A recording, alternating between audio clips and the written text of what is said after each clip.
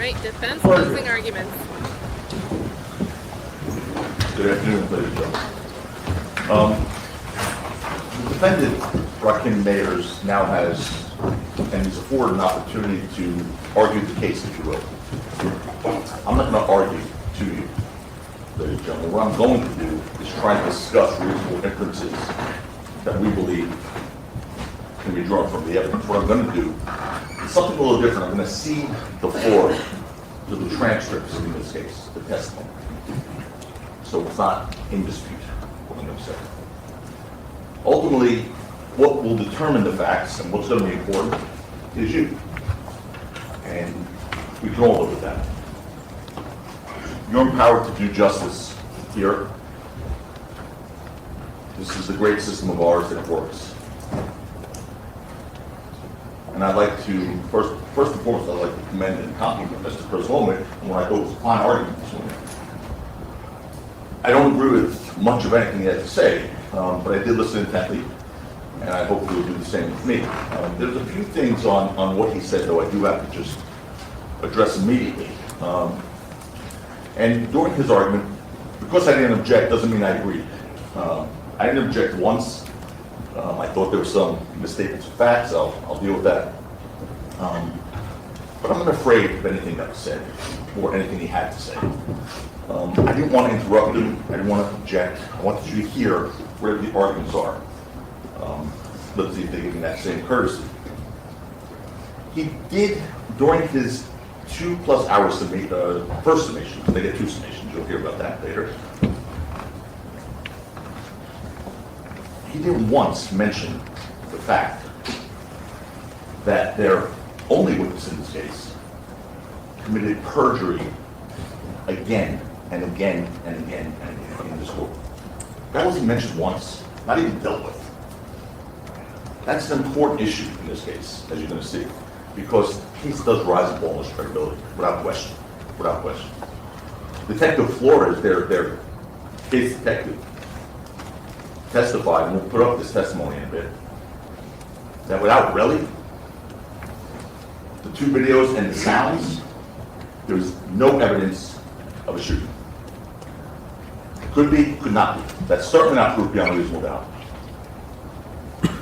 So Relli's testimony is in fact everything. And Mr. Presolnik seemed very worried about what I'm going to say about Mr. Efron and his credibility. He understands that that case rises and falls with him. And he spent a lot of time anticipating what I'm going to say about it. One thing he said I would do, but I promise you I won't, is I'm not going to go through every inconsistency of Mr. Efron. We'll be here until Christmas. I'm not going to do that. I'm going to go through the major lies he told, the admissions of perjury, the important facts that he told you that turned out to be lies. I'm not going to worry about some inconsistency he told about some statement he made 2 years ago or 3 years ago. We would be here literally for days on end, and I'm not going to do that. Mr. Presolnik said there's no evidence of a profit in this case. Again, we'll get to all this. There's definitely a lot less evidence of a real gun in this case than a profit. The facts scream out that it's impossible for what he had that night to be a real gun. The DA spent much of that argument, 2 hours and 15 minutes or so, repeating himself, repeating the same arguments again and again, sometimes in sarcastic tone, because the evidence isn't there. Look, together, hopefully, these discussions that we're going to have are going to be helpful in trying to arrive at a decision in this case, where you don't compromise, where you don't do violence to your conscience, where you do the right thing. And you're the ones who are empowered to determine what, in fact, is the right thing. It's you. Let me ask each of you a question. Have you ever in your life been falsely accused of it? Ever been falsely accused? Have you ever to sit there and take watch proceedings or watch how it played out and wait and wait and wait, knowing that you're innocent, knowing that you didn't do it? All you can do during such a process is maintain your dignity. Isn't that right? All you can do is maintain your dignity. Knowing that you're innocent, but maintaining your dignity and remembering always that you're left in a crisis because you're contradicting. That's another reason why I am so proud to represent Rocky. He's a man who's maintained his innocence from day one, 3.5+ years ago, who's conducted himself with dignity throughout these proceedings from day one. I started off telling you about this case was all about my first lines out of the back in the opening statement, it seems like 1.5 years ago, was that this case was about Relli's jealousy, lies, and greed. I said that you'd see the kind of person he was in this courtroom, an angry pathological liar. That he, and he alone, is the source of all the evidence that they are relying on. And this case would rise and fall on his credibility. You take him out of the picture, there is no case. And as I promised, Relli showed you who he truly was when it came time to cross-examination. He's a man who told you without hesitation, I can tell people whatever I want. He said that, actually, to you.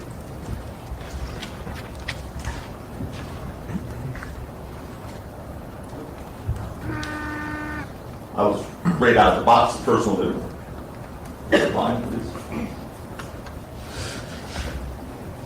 Yo, first clip is Relli on the stand, running it back. It's 7 minutes in.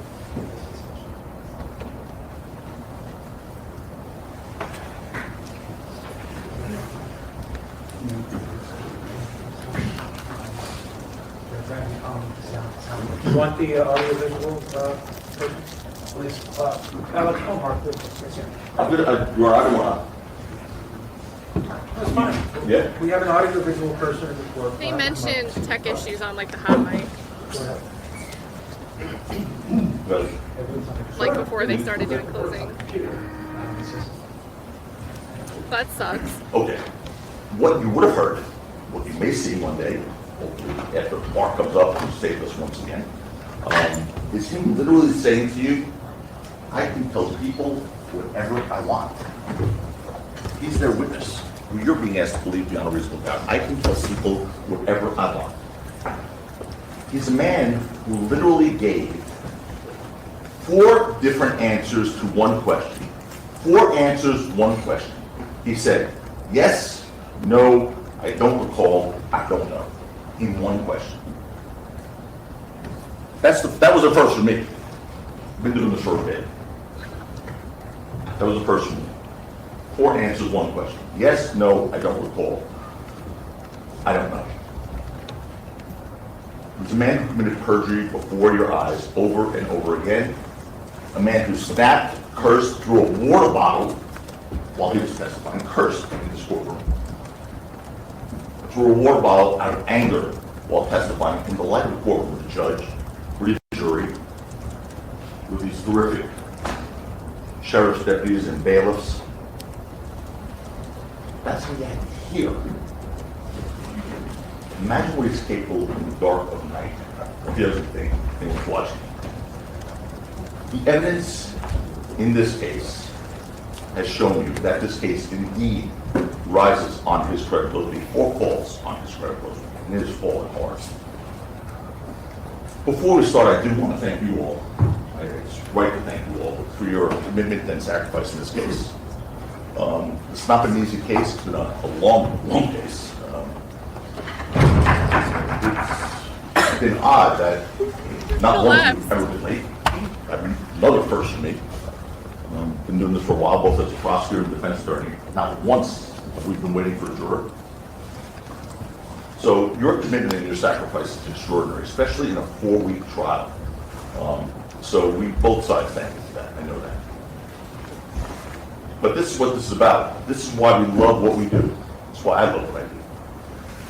It's an opportunity to come before people who are from the community, who are the conscience of the community, because you are the conscience of this community. And when I say community, I mean you represent the community of Los Angeles.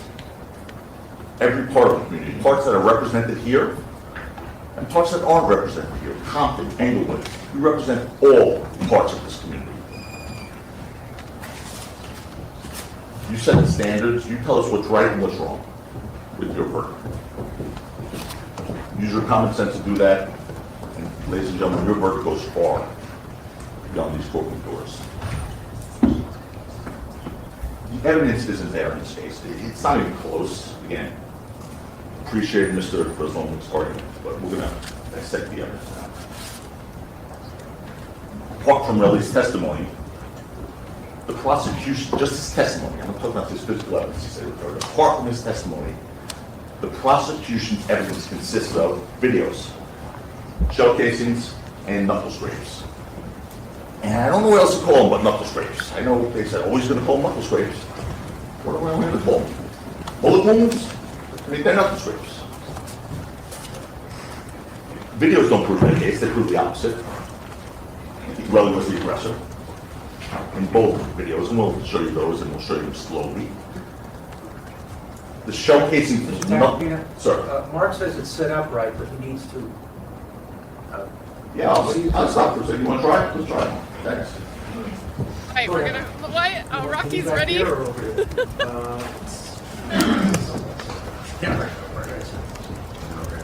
They're all standing up. Get the AV guy in here to fix things.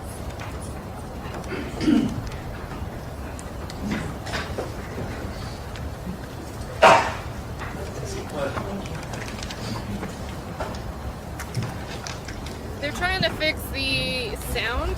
I mean, it looks like video was working through, but sound wasn't coming through. And I feel like Tacopina has a bunch of videos he wants to roll as part of his closing, so. Oh, God. Well, it's working now. I know, right? Okay. Thank you very much. Well, anyway, he was one of the videos. Might have played that. Go ahead.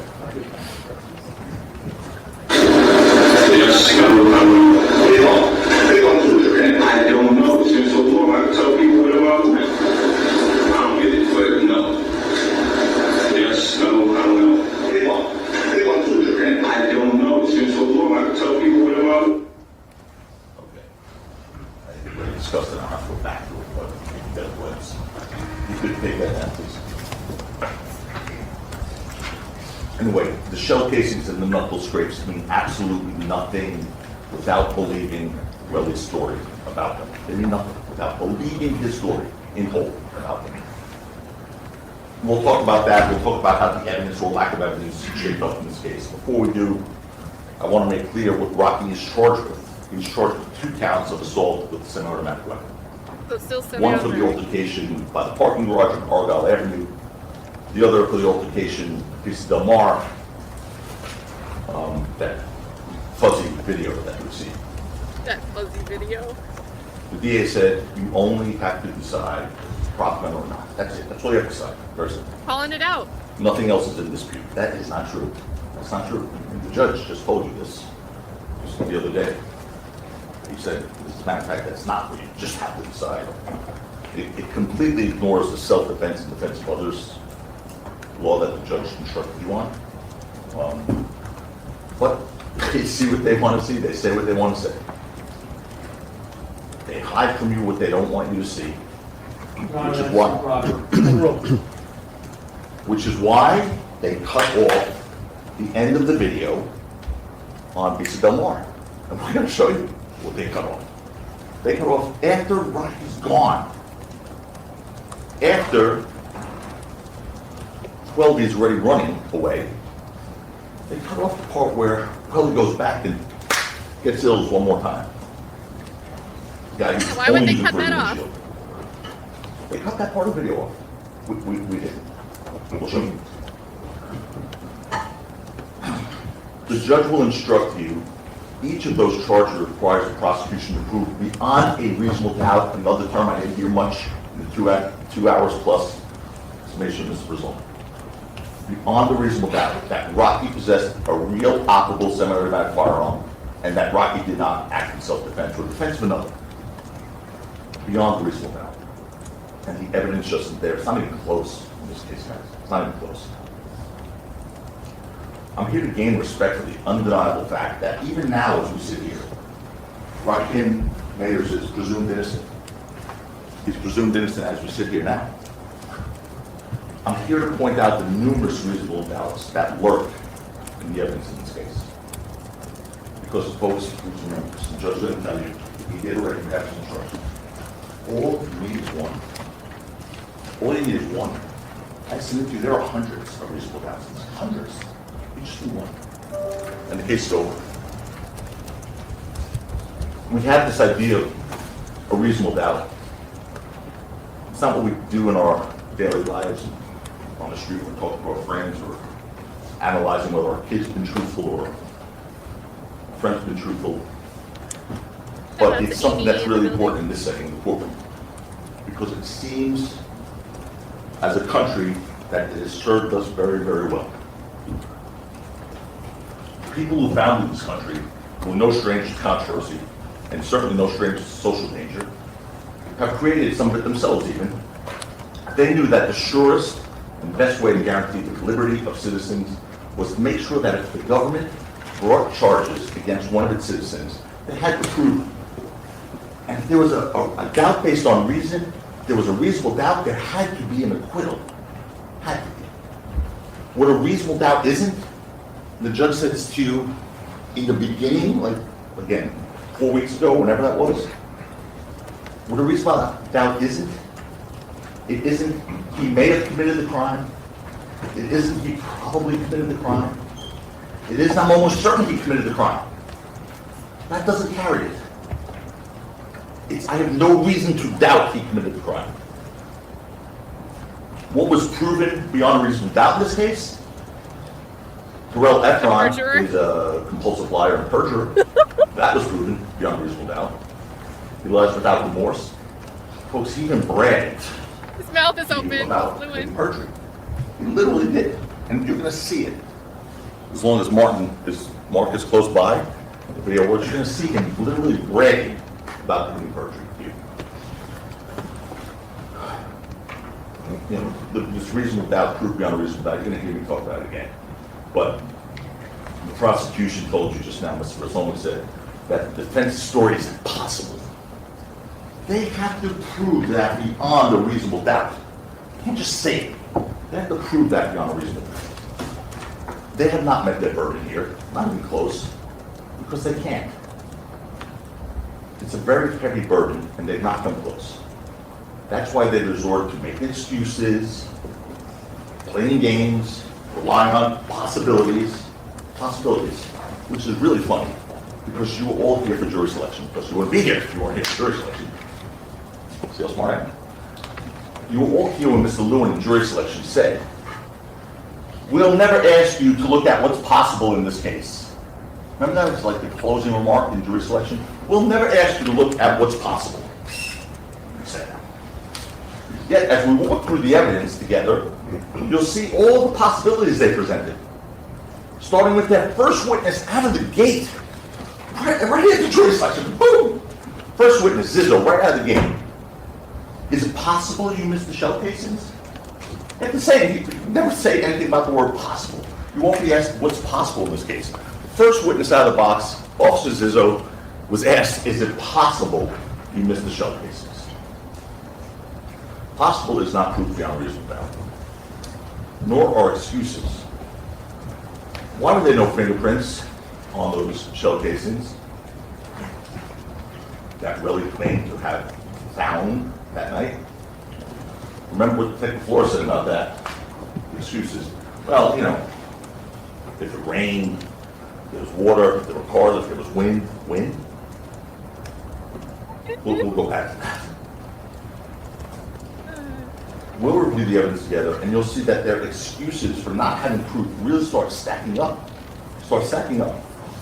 And in face of only possibilities and excuses, they resorted to playing games in an effort to win at all costs. At all costs. And it's not about justice. It was about winning. Plain and simple. No, that's the Oh my God, instantaneously overruled. And they played games in this case that should offend you. I'm going to take you, I'm not just saying it, I'm going to take you through. Look at him staring at the judge. Look at them. not showing. Look at your screen, everyone. Look at Lewin on the screen. Plain and simple. No, There that's shouldn't be. that's incorrect. He's like, what? Come on. And they play games in this case that should offend you. And I'm going to take you, I'm not just saying it, I'm going to take you through.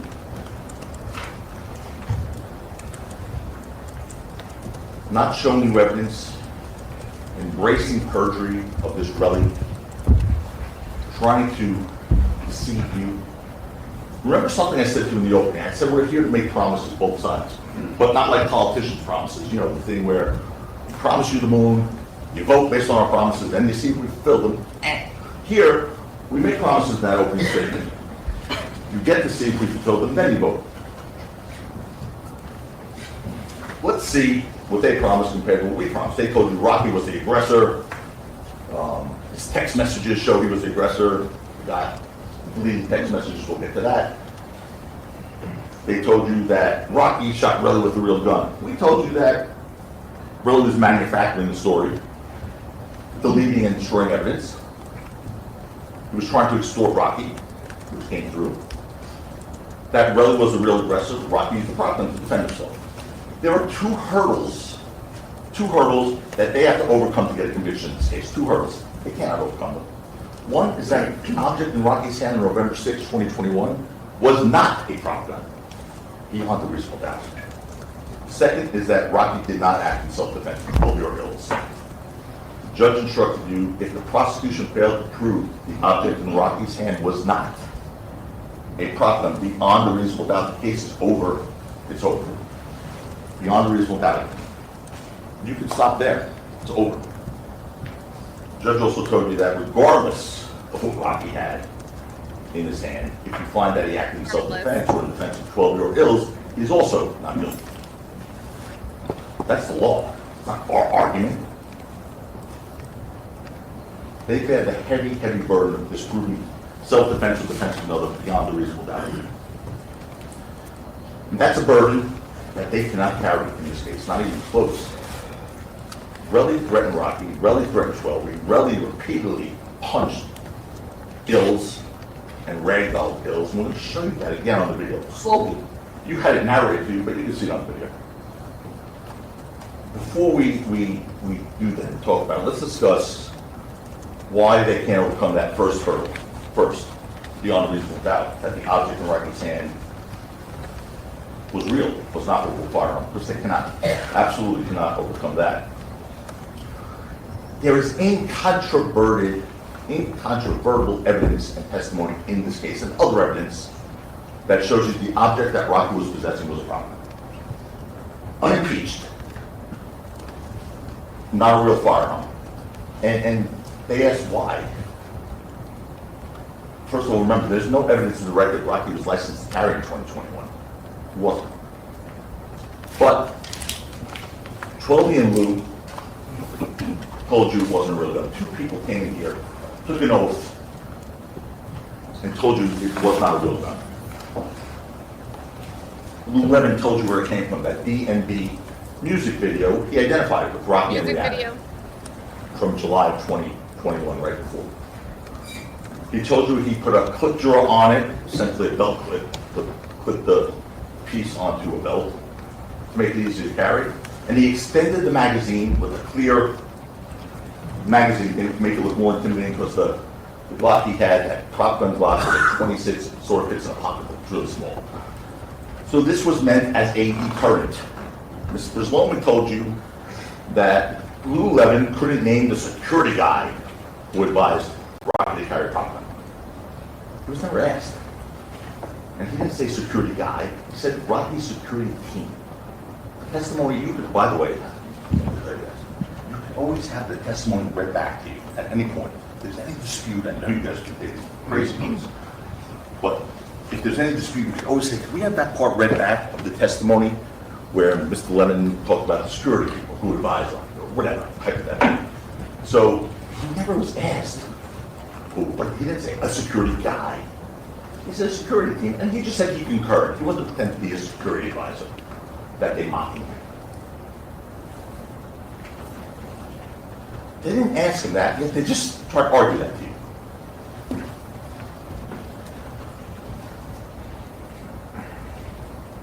Mr. Levin also told you that the prop gun didn't serve its intended purpose on November 6th, obviously, 2021. And Rocky gave it back to him, and he gave it back to this co-director from the DMV video when he went to New York next. He didn't remember if it was December, January, or whatever. By the way, we didn't bring in a picture of the DMV video? Everyone took the burden of proof here, folks. They have the burden. The DMV videos were all to see. It's out there. They could have, if they wanted to, subpoenaed it. Here we go. Burned it in. They could have. Took it on YouTube. They didn't do that. They didn't want you to see that video. Look at Lewin. Lou Levin told you he asked the co-director, said Hodges, where the prop gun went. He did call him back after 5 months later when Rocky was eventually charged and then sued. And Hodges, this prop gun guy, the director, co-director, said he didn't know that he explained he had a studio, a big studio in common with other directors of these videos and films and whatnot. And he said it was a common space that had cameras, lighting equipment, prop equipment, and everything else that was borrowed and exchanged and whatnot between a bunch of people. That's uncontroverted testimony. And it was gone. And the guy Hodges couldn't find it. Don't think Lou didn't try. He did. The guy Hodges said it was gone. And you heard the DA spoke. They told you. They told Lou. They spoke to Hodges. And they They didn't call recorded it. it. They told you. Chat, you called And you it. know, if Hodges said anything inconsistent with what Lou said, you're going to hear that tape. Your Honor, we found out about it that day. It's improper. There are no speaking objections. There are no speaking objections. I told you that. Don't You do will what have an happened. opportunity in your rebuttal argument. Objection, improper argument. Overruled. Because he says it loudly, it's going to get sustained. Objection, improper Sustained. argument. That is sustained. Don't do that, Mr. Chairman. Anyway, You just you were laughed. hurt. You know, they knew about Lou Levin prosecution before this trial started. They knew before this trial started, he said that the prop gun came from a music video that could have looked like, and they could have looked at prop houses, the music video, whatever else. They could have done it too. But they didn't say, oh, we didn't do it. Again, you have absolutely no burden to do anything. We did provide live witness testimony. We cross-examined people. It wasn't a surprise to them.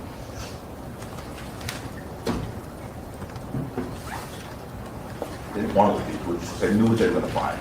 That's why you didn't hear anything. That's about improper argument. Overruled.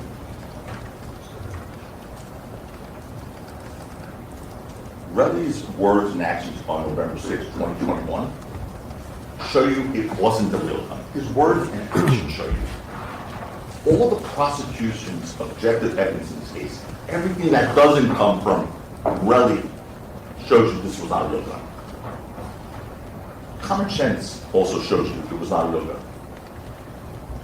On that last point, the prosecution would have you believe that Rocky, you saw that video, shot a real gun at his friend Ills, who was right there. I mean, Ills was right there.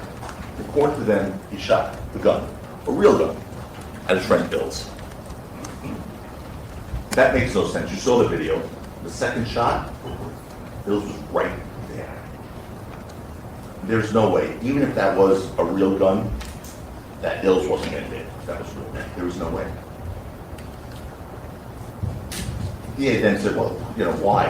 Why would he get rid of the prop gun?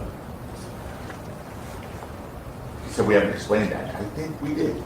I think Lou Levin explained that pretty well, and pretty clearly. Remember, they didn't know 5 months later the police would come. They weren't thinking, ooh, we better save this in case, I don't know, next year at some point I get arrested. That was the furthest thing from Rocky's mind. They did know that it did not serve its intended purpose. They did know that.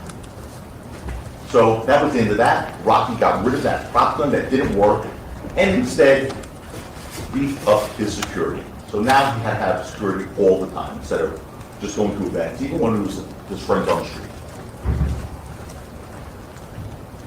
Of course, he didn't know the police were going to be involved 5 months later. As for 12 and Lou Levin, you heard from each of them. And before we get into what they said, let's talk about the process, what's supposed to be about the search for the truth. That's what it's meant to be. It's not supposed to be about just trying to win. That's what it's not supposed to be about. Especially when you have the power of law enforcement behind you. You know, it's the prosecutor's job to make sure that innocent people go free also.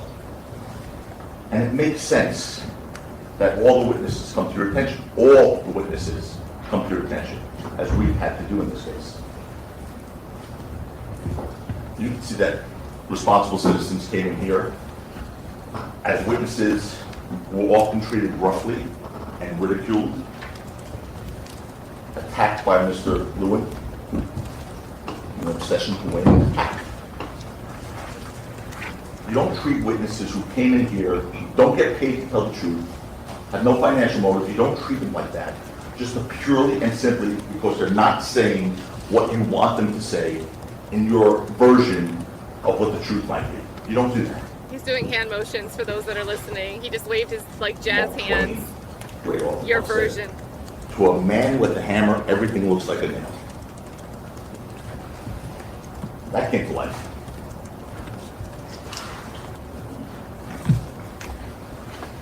The prosecution embraced Relli in this case, though. Embraced him. Didn't even once mention to you all, okay, he perjured himself before you guys many times. Whole thing's fake, that weren't fake. Right to your faces. He says. That wasn't even mentioned this morning. The judge is looking straight down. They defend him despite his despicable acts and his despicable conduct. And with all witnesses, Mr. Lewin cared into them like they were serial killers. And I mean 12 and Lou Levin. They were the polar opposites of Relli in every way. How they conducted themselves, how they answered questions. They weren't argumentative. They weren't disrespectful. They were compliant and they were responsive to both sides. To both sides. Compare those human beings to what you saw the week before that. They weren't belligerent. They didn't throw water bottles. They didn't curse. I mean, Relli, who couldn't answer any question straight, admitted to lying. And when he didn't admit to lying, got impeached with prior inconsistent statements. I'm not going to go through them all. You know, when you know the truth and when you tell the truth, you don't have to rehearse the truth. You don't have to get your memory refreshed. You don't have to be reminded of the truth when you know the truth and tell the truth.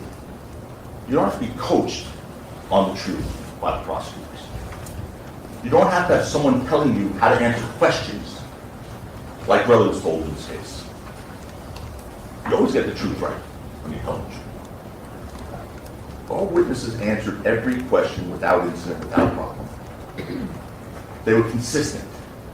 They didn't get tripped up once. There was not one inconsistency. So the response to that is, oh, they were coached very well. I think you're damned if you do, you're damned if you don't, I guess. Because if they had been caught up and tripped up and been inconsistent, and their truth was inconsistent, well then they're liars. Or they weren't consistent. But because they were so consistent and they didn't get impeached, they couldn't lay low on them. Oh, they must have been coached. They were not coached, they were consistent because they were telling the truth. And you saw their demeanor. They both told you, Lou and 12, both told you you previously carried a firearm for that 6-month period. Being the victim of acts of violence. And Rocky had it with him on November 6, 2021. And that Rocky's friends knew he had friends. He didn't announce it to the world. Of course, that would be stupid to say, you know, put a social media post out, carry a prop gun. In case you want to attack me, it's really only a prop gun. No, Lou said, and 12, he said, there was an immediate group of friends. The prosecution peppered 12 with questions about his summary of what he told us, the lawyers. As if that summary became his prior sworn testimony or prior recorded statements, but it didn't.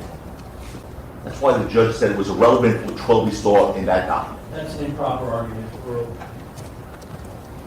Repeat that. That's why the judge said it's irrelevant what 12 saw in that summary document. Wrote. That is an improper argument. Instead, the summary was simply something that lawyers have to provide as procedural discovery in this case. Look. If you're wondering why that second one was sustained, it's because Tacopina, even though he mostly repeated the same thing, he included, when he repeated it, he said, the judge said it, implying that the judge made some type of conclusion about the substance itself, which that's a bit improper.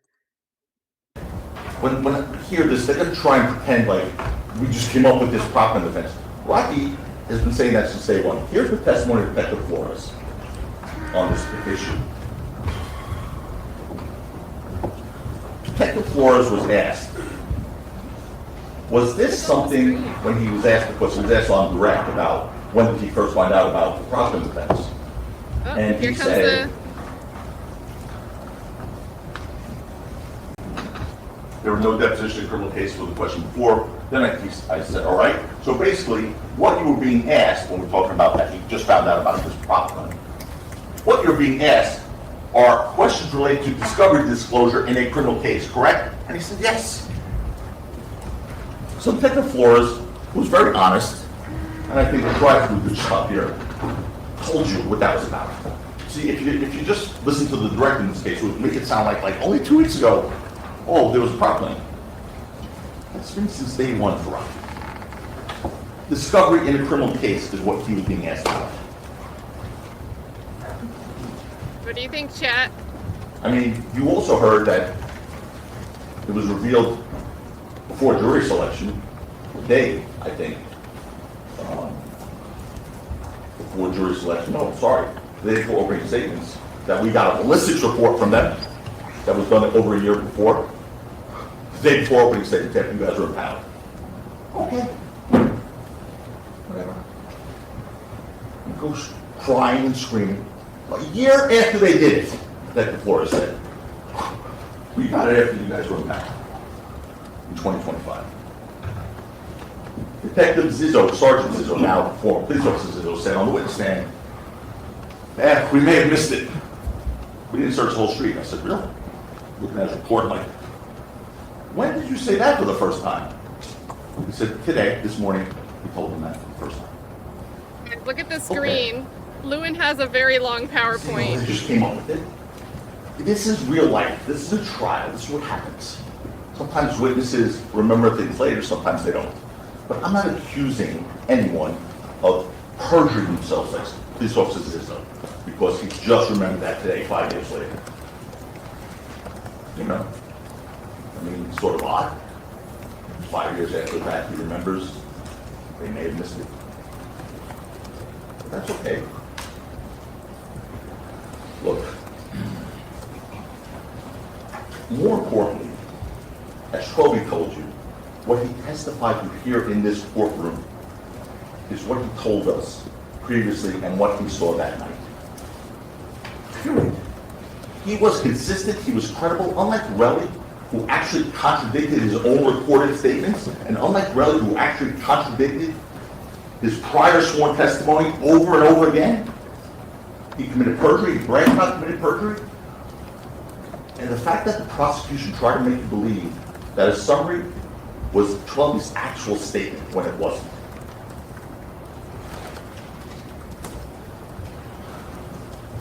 It's a game. It's another example of a game. Here's another one. The prosecution asked Crowley how he knew it was a prop gun if he never spoke to Rocky about it. That was completely misstating what Crowley said on direct testimony. Completely. Crowley didn't say he never spoke to Rocky about it. He said the opposite. He said they did speak about it prior to November 6, 2021, in September of 2021 in Harlem at that governor's ball thing, and after he first saw it at the DMV video, he said they spoke about it. But he was with the part. You never spoke to Rocky about that, you said. He didn't say that. What other games they play with 12B? You heard this one. You heard Detective Flores tell you that before 2 weeks ago, neither he nor any member of law enforcement ever tried to reach out to 12. 2025. This event happened in 2021. Before 2 weeks ago, before January of 2025, neither he, the lead detective in this case, or any member of law enforcement tried to reach out to 12. Well, they knew who he was, obviously. But that still didn't prevent Mr. Lewin from asking 12 if before those last 2 weeks, didn't you get a message from us? Didn't you get a message from us? No, Mr. Lewin, you didn't get a message from me. Detective Flores already cleared that up pretty clearly. He didn't get a message from you. They knew he didn't contact 12. They knew he didn't try to contact 12 before 2 weeks ago. But he asked him that question. Why to give a false impression? That somehow 12 ignored a message? That somehow 12 ignored a message? Oh, I'm sorry. Disparaging counsel. Yeah, there cannot be any disparaging, personal attacks. So it's not personal. The question was asked. Okay. Do not debate with me. Sorry. Without a ruling. Yep. The objections are standard. Go ahead. Okay, well, you heard the testimony, you saw what happened. You figure out what it was all about, but 12 was asked, didn't you get a message from us in the past? When Detective Flores said, no one left him a message, no one tried to reach him. So I don't want to disparage anyone, but you just got to ask yourself, why was that question asked if it didn't happen?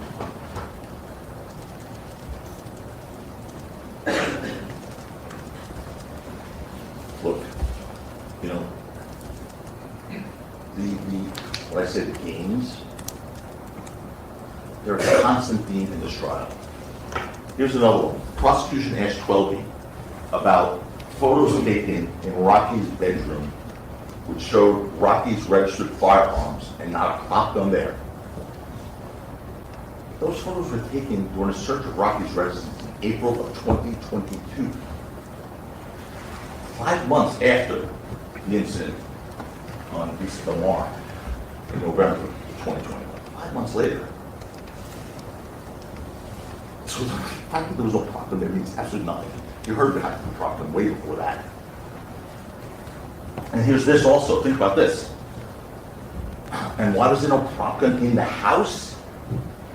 You heard why Rocky, for that 5-6 month period, carried a prop gun on advice of security. Because he'd been subject to episodes of violence. He had a stalker, his face was slashed. And home invasions, okay? But he'd been subject to violence. On the street, he didn't have a carry. Okay?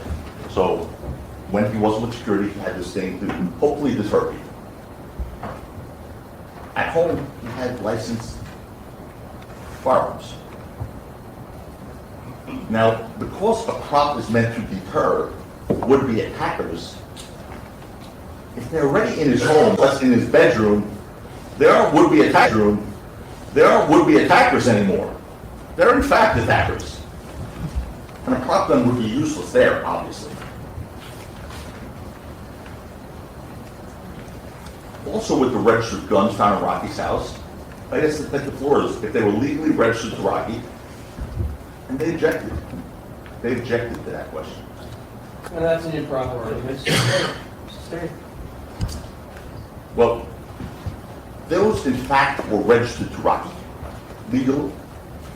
Others were registered to Lou, legal. Everything in that house was legal and given back to Lou Levin, who was there at the time of the search. They mocked Lou like he must have made that. Not just Lou's magazine, the guns were legal too. They were, 2 of them were, one of them was Lou's, and 2 was Rocky's. You heard that from the first, legal and registered.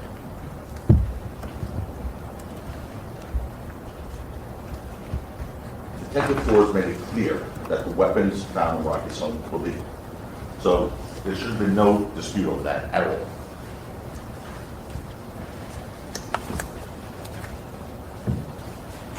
Search for the truth is what this should be about. I'm trying to win at all costs. It's not a game. It's not a game, certainly a game. It's not a game. In fact, prosecution did absolutely nothing, gentlemen, to impeach the testimony of Corroboration. Nothing.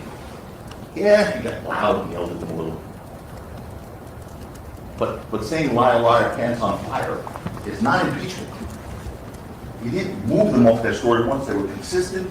They stayed exactly consistent with their story the entire time because the truth is easy to remember. The truth is easy to tell.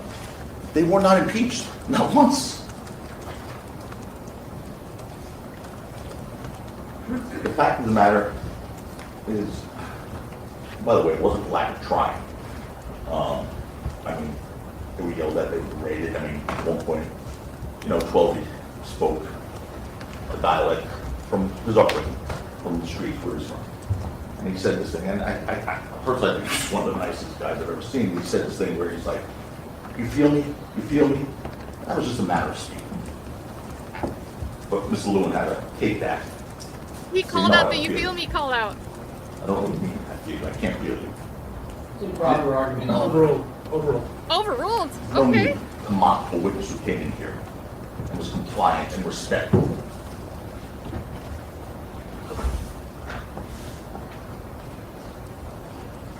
No, they were grilled both 12 weeks, and they were grilled about many, many things, including the financial motives of being here.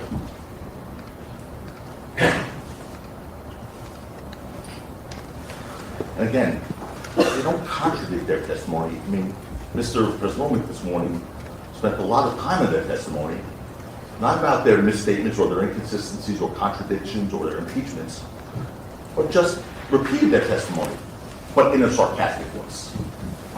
Sarcastic voice. All right, I was trying to find a topic break, but he seems to be staying on the subject. We're gonna go to law and crime and see if the sync is different. And I think law and crime was behind anyway. But we'll go back a little bit. Because the way that the audio was lining up got all out of whack.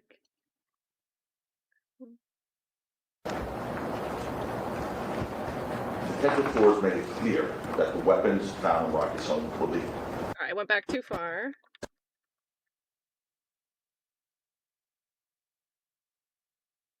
Yeah, and also, yeah, this is way better. The truth is easy to tell. They were not impeached, not once. The fact of the matter is, by the way, it wasn't lack of trying. I mean, they were yelled at, they were berated. I mean, at one point, 12 spoke a dialect from his upbringing, from the street where he's from. And he said this thing, and I personally think he's one of the nicest guys I've ever seen. He said this thing where he's like, "You feel me? You feel me?" That was just a matter of speaking. But Mr. Lewin had to take that. Say, "No,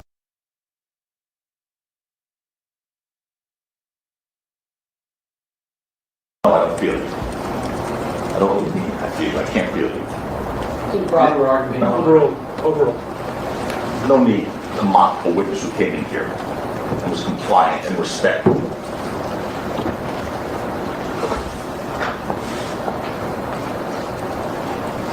No, they were grilled both 12 weeks, and they were grilled about many, many things, including the financial motives of being here.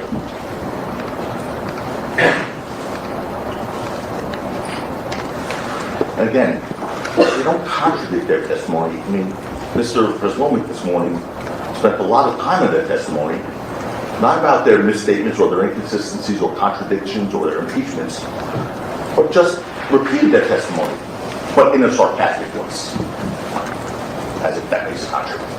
You got that one. That's not proof. That's definitely not proof beyond reasonable doubt. So anyway, the financial motive that they were both crushed on in their cross-examinations, 12 and Lou. 12 said zero. He went zero from him. For Rocky, nothing. He has his own career, actually, pretty well. Lou said he makes a portion of his salary from Rocky, and he does, and he loves Rocky. They both love Rocky. So no one's trying to pretend they're here as unbiased with us. They love him. But it's an interesting thing, though, that they were so concerned about his both of their financial motives. Not once did the prosecution take issue with the fact that their own witness, Relli, was here because of his financial motivation, and only his financial motivation. A $30 million financial motivation. But they're asking BluEyedHillbilly, don't you get 20% of your salary from him? Or that poor IT guy who had to fly from Paris to get it. You made $20,000 last year from him, huh? I mean, that guy's looking for $30 million for that. No disgrace. By the way, if Relli got his $30 million that he wanted, that he said repeatedly, they'd have no witness in this case, as you now know, because he'd be on an island somewhere relaxing while they were searching for him. Instead, Relli wants to use law enforcement as a money collector, because he didn't care about the police. You heard him say that many times. And if he got his money, these guys go pound sand. They'll never find him. He's going to be on an island. And he told you how that process works. I didn't hear that thing. But talk about extraordinary bias that they just want you to ignore. They don't even mention that one. It can't be, and it shouldn't be. But it's why we're here in this courtroom. It's why we're all here. What else should be ignored? Despite all the prosecution's efforts, despite the blistering questions posed to them, both Twelby and BluEyedHillbilly established these incontrovertible facts. They're not controverted, they're not contested. That Rocky was known to carry a problem by his friends. They didn't controvert that at all. The object in his hands on November 6, 2021 was a pump gun. Relli's own actions on November 6, 2021 confirmed that. Twelby testified during the first altercation. Relli said something to the effect of, shoot that big ass gun, which explains his later conduct, by the way. Now, Relli said he didn't say that. So, now you have to see, who's more credible, more trustworthy, Twelby or Relli? So that's what you have, the words of the two of them, in that regard, in that one thing. And consistent with his knowledge that it was a fake gun, look what he did after the first altercation, which is impossible to get around for them. The first altercation by the parking garage, where he's claims he's pulled a gun, is pulled on a real gun that he doesn't know is a fake gun. He continues to follow the guy who pulls the real gun and, according to him, tried to kill him. So think about that for a second. When you talk about a reasonable doubt, or a doubt based on reason, think about that. That was so odd. I mean, he said, yeah, the guy pulled out a gun on me. I thought it was a real gun, and he threatened to kill me. So after he walked away, I decided to follow him. I don't follow him, berating him as I'm following him. Almost begging him to shoot me. Well, Detective Flores, but anyway, Detective Flores told you what he thought about that. He testified. He said, that would be an odd thing for Relli to do. It's testimony from his trial.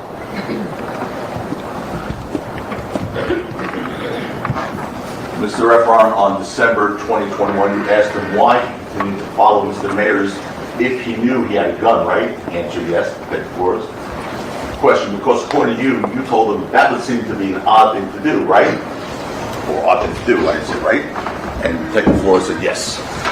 Of course it's an odd thing to do if you know it's a real gun. Not so much an odd thing to do if you think it's a fake gun or a pump gun.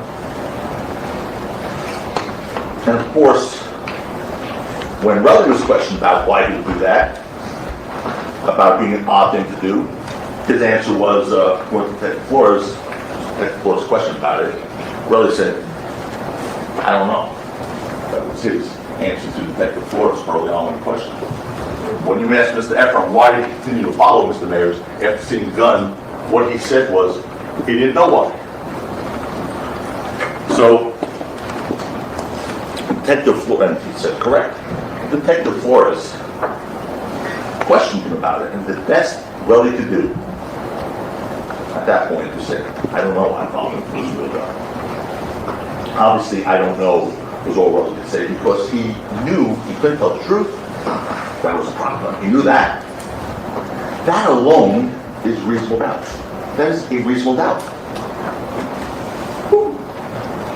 That's it. You just need one. Just one. That's an improper statement of the law.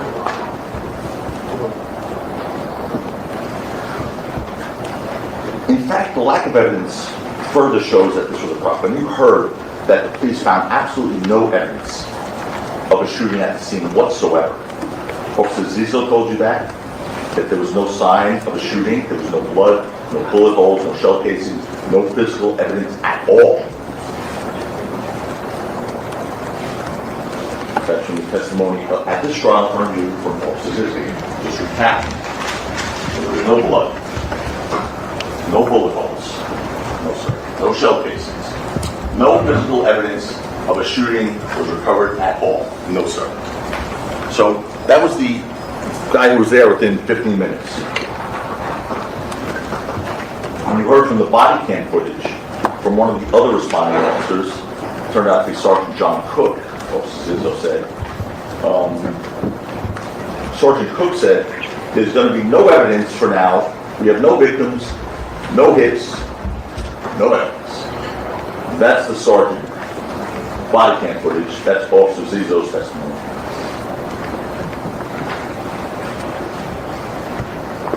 Also captured on Sergeant Cook's body cam footage is him saying, as of now, or no victims as of now, unless it pops up in the hospital, it's probably just a warning shot.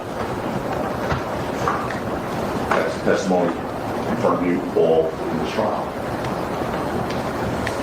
Again, so no victims as of now, unless it pops up in the hospital, it's probably just a warning shot, right? That's what he said. Sergeant Zizzo said to us. Well, Sergeant Cook was close. It was actually 2 warning shots from the prop gun. Ladies and gentlemen, the prosecution cannot prove otherwise beyond a reasonable doubt. They cannot. Beyond a reasonable doubt. Not without Relli being totally believable. Not without Relli being totally believable. And he is not worth it believing. I don't think I need to spend much time arguing that. That's why, in addition to asking him about November 6th, 2021, which we spent some time doing, we spent so much time questioning him about his credibility. And I'm sorry he was on the witness stand for 5 days. The reason he was on the witness stand for 5 days, I was only 2 total days for him. But the reason he was here that long is because he didn't answer questions. Right? Questions had to be asked on course anyway. 3, 4 times, the judge had to get involved. That's why he was here so long. Well, because without him, when he questioned his credibility, it's not because I was having fun speaking to him. I wasn't. But when you question his credibility, it's because his credibility is at issue. Because without him and his credible testimony, the prosecution has 0 evidence of a shooting. They even had to prove, they have 0 evidence to prove that it was an operable gun, let alone a shooting. Consider that. What's the prosecution's evidence that the object in Rocky's hand on November 6, 2021 was not a prop gun? What's their evidence? Relli's shell casings. Get to those.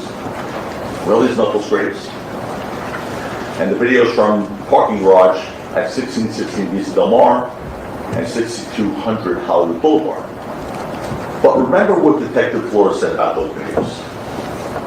First, he said, there's no evidence from 1616 Vista Del Mar of an actual gun being discharged. I asked him that question, and he said, correct. From that view by itself, no. Well, that's the only view we have of 1616 Vista Del Mar. That video. They're all there and so forth. Then, second, I said the only time you could see a gun in any video was the parking garage video. And in that one, you can't tell if it's operable. Whether it's an operable gun, a real gun or not, right, Detective Flores? And he was honest. You first cited the fact the gun was displayed, right? Which you already told this jury that the gun that was displayed, the only time you could see a gun in any video was the parking garage video. Correct. You already told the jury, by that video, you can't tell if it's operable, right? Correct. So if he can't tell it's operable, how are you supposed to do it? Detective Flores can't tell you it's operable. How are you supposed to tell it's operable? You have to believe Relli's story. All of it. And his credibility.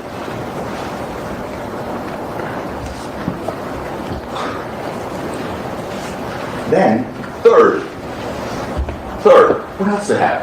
Well, sounds, those two sounds. Okay. The gunshot sounds heard on the 6200 Hollywood Boulevard video could have been made by some kind of replica firearm, according to Detective Flores. He said, aside from a gun, I asked him, what else could make those sounds? An operable gun, I should say. And then he said, the sound I heard off the camera, I mean a firearm, some kind of replica firearm. He also acknowledged that a replica firearm could also make that sound. A starter pistol could make that sound. That's Detective Flores. It's the case detective.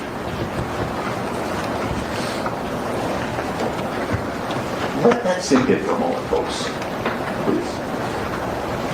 The prosecution's case detective told you the sound that they're relying on to prove that Rocky had an operable firearm that night, beyond a reasonable doubt, could have been made by a non-operable firearm. That's it. That's it. Ladies and gentlemen, that's it. That's all you need right there. In other words, the videos in and of themselves don't prove that what Rocky had was an operable firearm, beyond a reasonable doubt. The case detective produced that. What else does the prosecution have to rely on? Relli's knuckle scrapes. But even they don't believe that's a gunshot wound. Look what they said in their opening statement about Relli's knuckle scrapes. Perhaps they were bullet graze, perhaps they were not. Well, perhaps they were not. That's what they want you to accept as proof beyond a reasonable doubt. Perhaps they were not.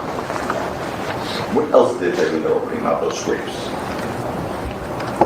Whether the victim or not the victim in this case was actually shot or injured by this will not be something that you will have to decide at the end of this case. They told you in opening statements. Really? Says who? Says who? They told you that because they themselves don't believe those knuckles. I've already read the jury instructions to you, and one of those jury instructions lists the elements of what assault with a semi-automatic pistol is. Each of those elements have to be proven beyond a reasonable doubt. What those elements are, that is the law in California, as to what an assault with a semi-automatic pistol is. One of the objections was actually to what you said what the prosecution wants you to do. Overruled. That part's overruled. But anyway, regarding the law, this is not about an element of the law, ladies and gentlemen. This is about the credibility of the only witness in this case, the prosecution. That's what that argument was about. About the credibility, I mean, you have to. So whether it was a bullet shot or not, or a scrape from the floor, it does matter. It does matter. Of course, they don't want you to consider that. Because first, whether Relli was truthful about his injury goes to his credibility. Credibility, not about the elements of the law. It goes to his credibility, whether he's truthful about the nature of the injuries. And second, whether or not Relli was actually injured by a bullet is something important to consider in deciding whether Rocky had an operable firearm or a prop gun. Those are the two reasons I just brought that up to you.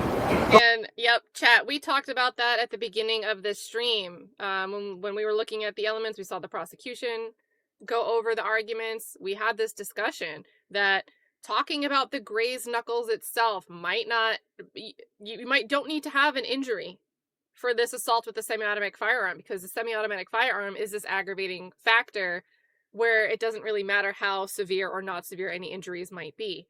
But it goes to Relli's credibility, because if you don't believe that this graze on the top of his knuckles here was caused by this shot being fired, but he's telling you the order of events that happened that night are based around when he knows he got shot because he felt the heat, and that's when he went to go grab Ills as a shield. But then the next time he talks about it, he says he saw Rocky with the gun, ran to grab Ills to use him as a shield. Then he was shot at, and he's only alive because he grabbed Ills to use him as a shield. That's a credibility problem. So Tacopina is absolutely right here, and I think it's hilarious because the whole objection is making him explain it more clearly than he was before the objection. Those are the two reasons. So, I disagree with you. You do have to consider whether he was hit by a bullet or not, because he said he was. At first, anyway. Because obviously a prop gun can't cause that injury. So was that a gunshot wound? Of course not. Of course that wasn't a gunshot wound. Even Relli couldn't tell you those scrapes were definitely from a bullet. At least at trial, he couldn't tell you. Look at his testimony when discussing whether he was grazed by a bullet.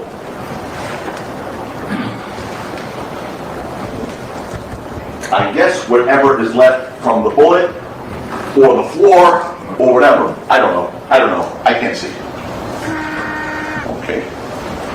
So, it's either what was left from the bullet, or the floor. Well, I guess it could have been the floor. I don't know, I can't see. It's not what he said in his lawsuit. Lawsuit, he said the shot. And he wants $30 million because he was shot. Now maybe it was the floor. I mean, does the truth mean anything to him? Does an oath mean anything at all? I mean, he really doesn't believe what he said to you in the beginning. I can say whatever I want, do whatever I want. That's that. And that's what they want you to accept as proof beyond a reasonable doubt of the shooting. Relli said it could have been the floor. Of course it was the floor. When he was punching Ills, of course it wasn't the floor. It's on his left hand. Relli said he was left. But regardless, there's no bullet in the world that could have done that. I mean, think about it. It scrapes the top of one knuckle, does a bit of a dive to the second knuckle, does a real deep dive to that third knuckle, and then scoots along. And that would be one heck of a magic bullet to do that. Just looking at those knuckle scrapes, no one has to be an expert in anything to know they are not from a bullet. You want to put them up or something there?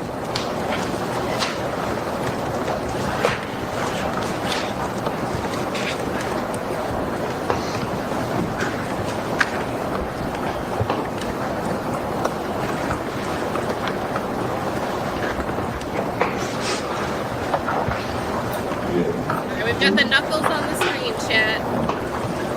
The knuckles are on the screen. $30 million. $30 million.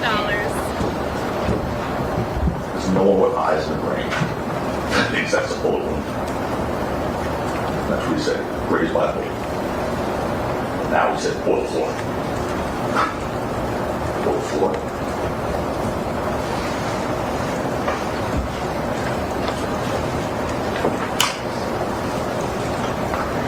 I mean, he's still for a lawsuit against Rocky, claiming he required necessary medical attention from that bullet wound. Bullet wound, like he said.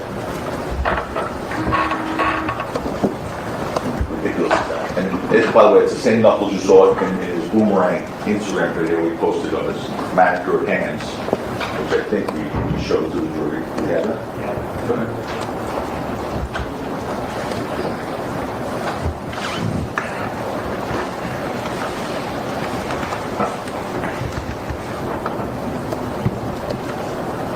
That's a permanent injury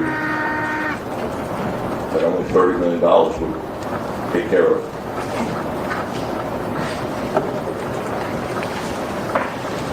He first told the police that he treated the scrapes by himself the day they occurred. That's what Officer Anderson testified to.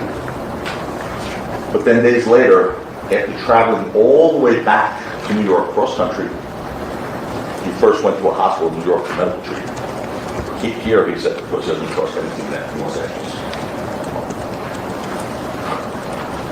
Why did he go to the hospital in New York? Not because he required medical treatment for those scrapes.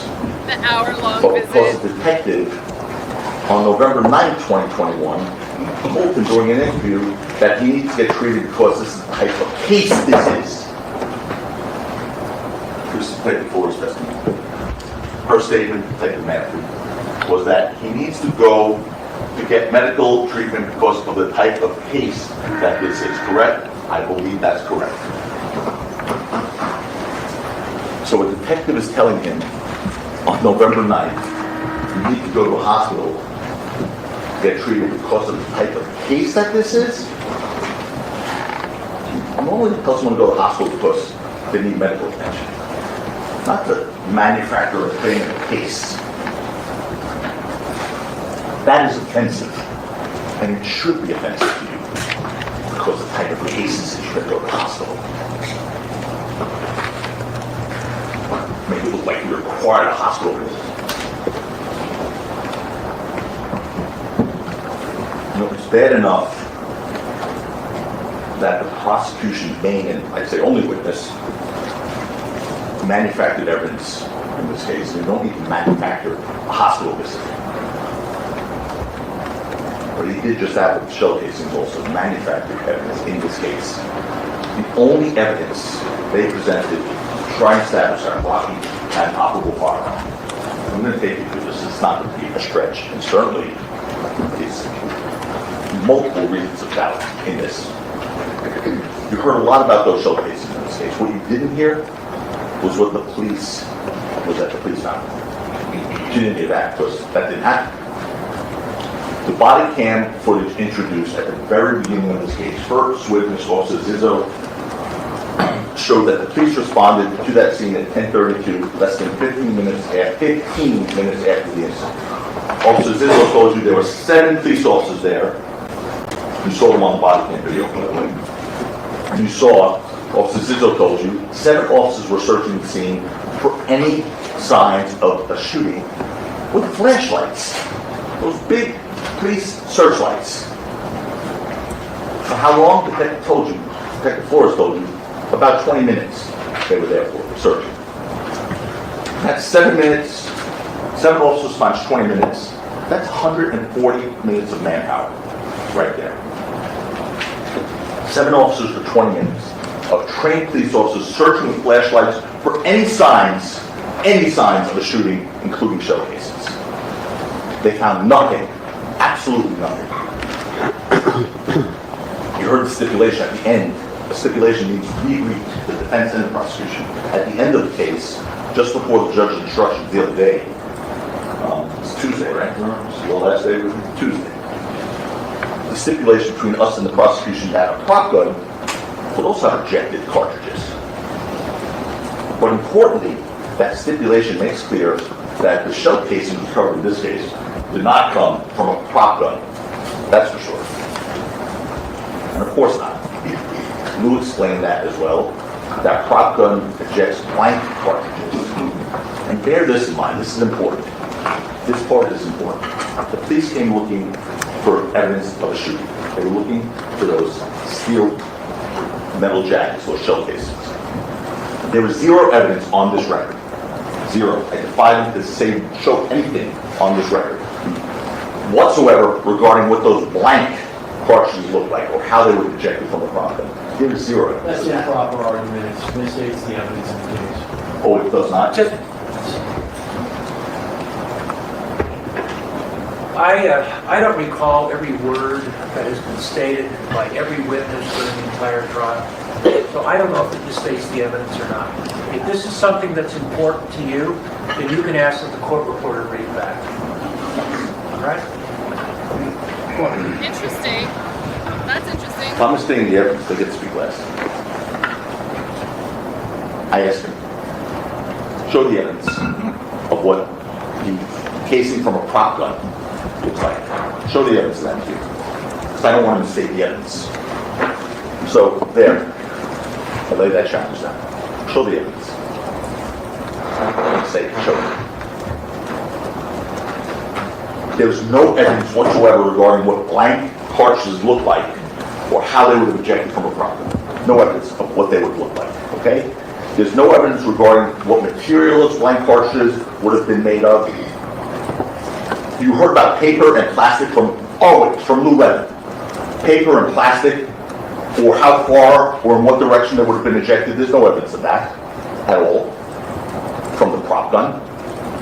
Or whether they would have still been intact or not from a prop gun. You heard no evidence of that. In other words, there's been no evidence whether the blank cartridge from Rocky's prop gun would have been observable to the police as the shiny metallic shell casing from a real firearm. No evidence of that. And they had plenty of opportunity. They had a ballistics expert in here. He could have told you, oh no, blank cartridge shell casing look exactly like 9mm shell casings. They're steel. They could have done that. They didn't ask me one question about that. They didn't ask Detective Flores one question about that. They asked our witness, Lou Levin, about it. Lou's not an expert, but he knows enough. He gave an honest answer. He said, yes, they do eject. Talk about paper, bullets in the front. Describe what the casings look like at all. Or how, if they would have split or not split. Or were they shiny metal things that, like those 9mm shell casings?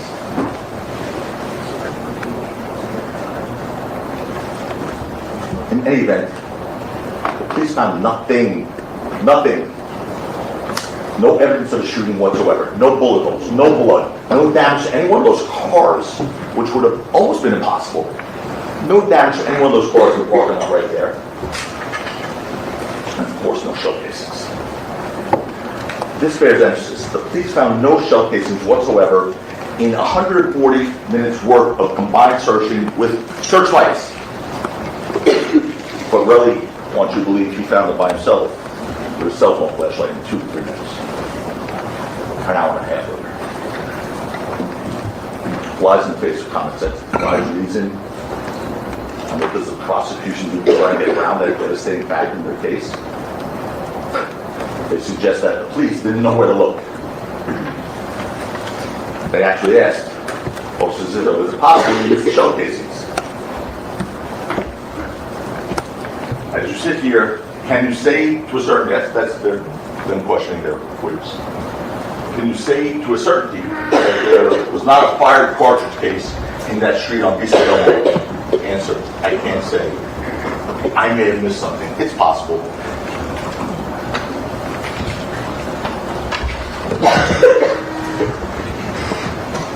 Again, it's possible.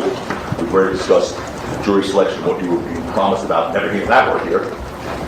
They broke that promise on the very first witness. Possible is not proof beyond reasonable doubt, but neither is their exercise trying to excuse the officers possibly looking in the wrong place. Possibly looking in the other place. They actually told you in their opening statement that the officers didn't know exactly where to look. They said that to you in their opening statement. They didn't know exactly where to look. But the one problem with that excuse is there's a video. There's a video and body cam footage that showed the police in the location exactly where to look. Exactly where to look. Here's the side-by-side images. Well, this is a huge point. Oh, I'm blocking the caption. This is a huge point. They were looking exactly where Relli said they would be and where he said he found them. Okay, there's the go. Right, jump up here on.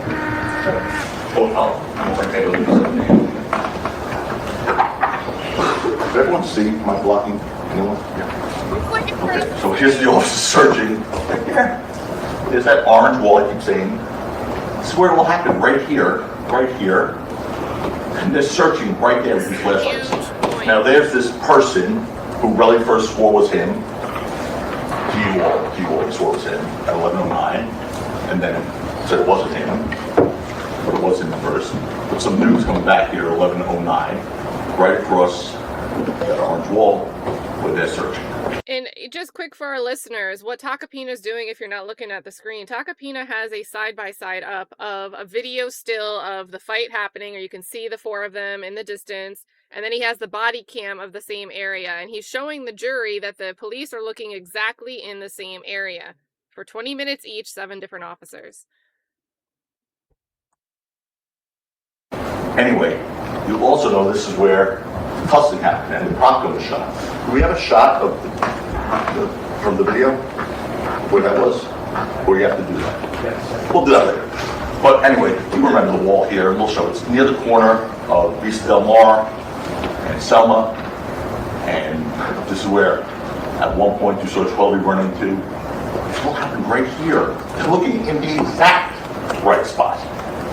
But we didn't know where to look. They actually said that they went over. They had those videos. They're videos.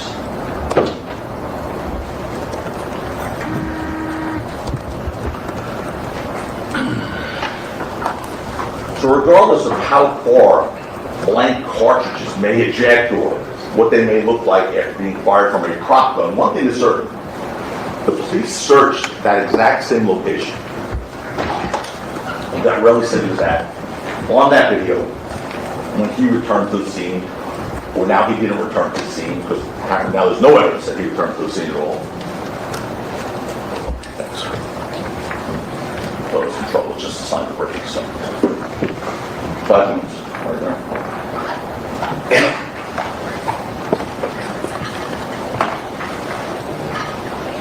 Anyway, it's the same exact location. I don't know why they said that to me. They didn't know what location it was. They were there. They got lucky because they hit the exact spot where Relli, Rocking Hills could be seen at the moment of the shot. Police didn't find Relli shell casings.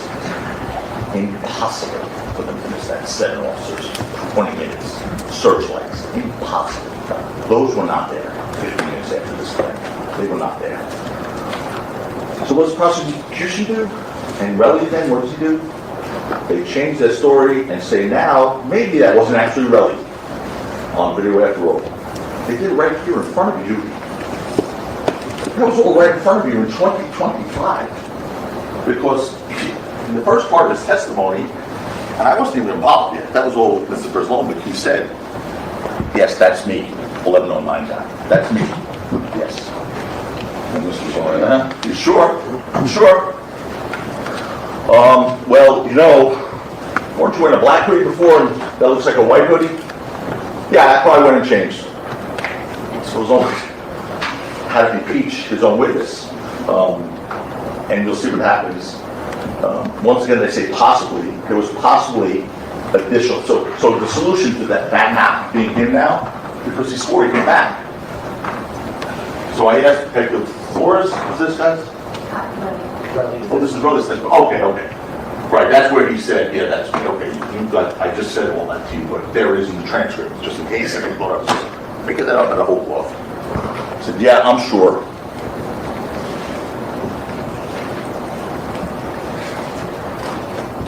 So,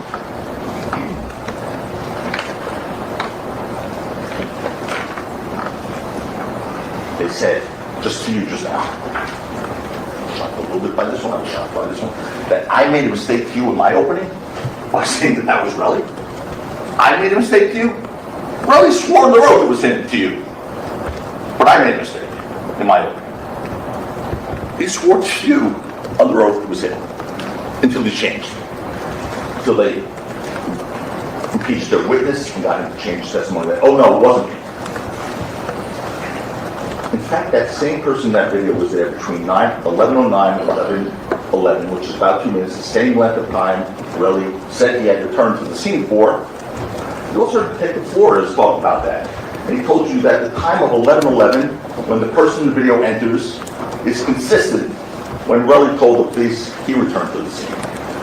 Of course, there were multiple problems with that story. First, he said that his girlfriend, Lydia Parker, was with him at the time he supposedly searched the area and recovered those shell casings. You know the video doesn't show you that. Not that video. What other problems does prosecution have with Relli's story about picking up shell casings? The photos, which Relli claims he took at the scene, were timestamped on his phone. And they showed the photos were actually taken at between 11:45 and 11:48 p.m. That's more than a half hour after he said he was there. Half hour after he said he was there. So, make no mistake about it, the prosecution realized they had a problem with their evidence here, a big problem. So despite that fact, they took the position for years that that guy who came back at 11:09 was Relli, returned to the scene in that video. And despite the fact that Relli told you at this trial he was sure it was him, the prosecution then impeached their own witness to get him to say, no, that wasn't me. And because Relli, let me see, hold on a second, I know you want to break.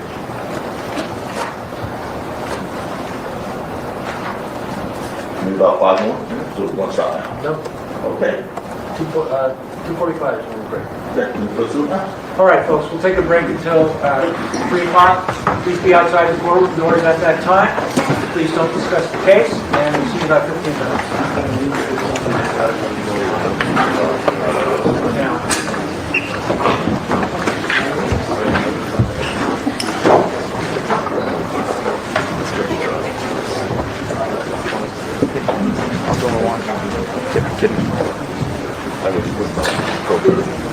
Alright, there's a little hot micing going on. Alright, they shut us out. They shut us out, chat. They don't want us to eavesdrop. We are a bit behind. Oh, they're back. Okay. Why is Lewin arguing? Oh my god, guys, Lewin's arguing. Okay, we should not have... They didn't really take a break. They're taking a break because Lewin's arguing. Holy crap. Oh my god, how long has he been arguing for? Oh my god, okay. Oh, here we go, chat. Strap in. Let's go. God,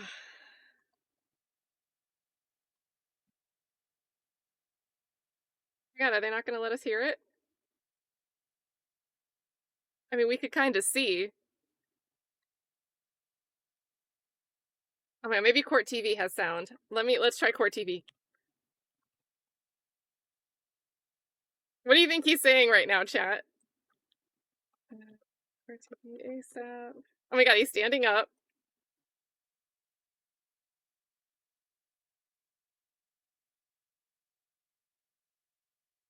Alright, hold on. I'm gonna pause this. Oh my god, he's doing the firm point. How are they muting this? I want to see it so badly. Okay, let's try Court TV and see if they have sound. Okay, Court TV has sound.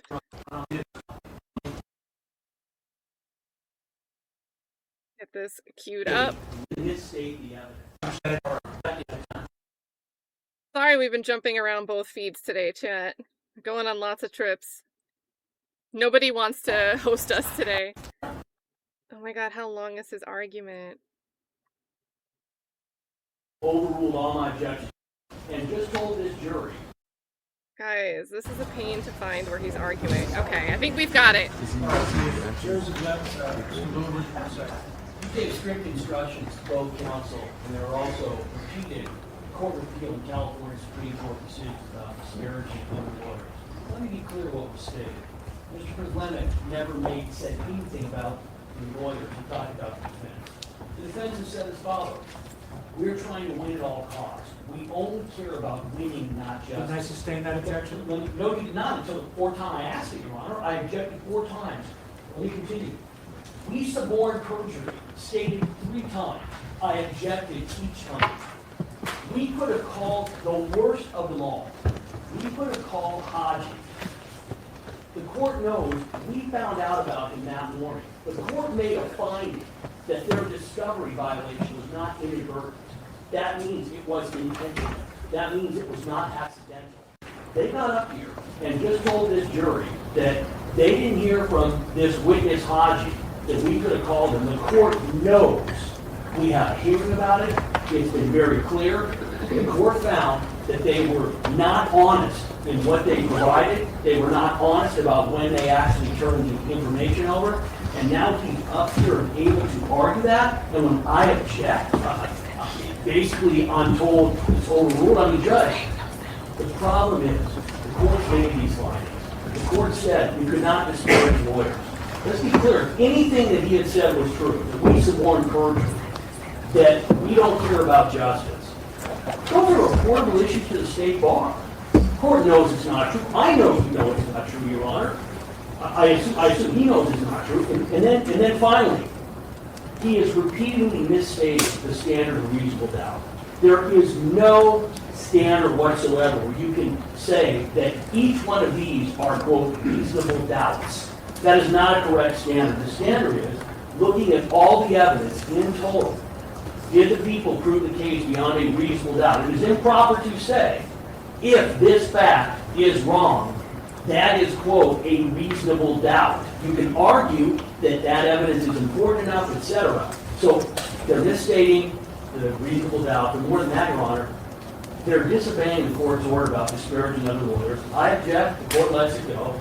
Then No, wait a minute. I don't let it go. If I see or I think that Mr. Tacopina is disparaging you or you are disparaging him, I will put a stop to it. Judge, I objected 4 times. You overruled all my objections. You finally sustained an objection. And when the court sustained the objection, I made clear that my issue was the second part of it, which had to do with they were in essence disparaging both of us. Your Honor, I mean, it's not a hard question. They're saying we suborned perjury 3 times. Your Honor, that's improper. It's misconduct. I didn't hear that. Your Honor, it's in the record. 3 different times he said we suborned perjury. I don't know what to tell you. Hold on. Kathy, was that said? I don't remember.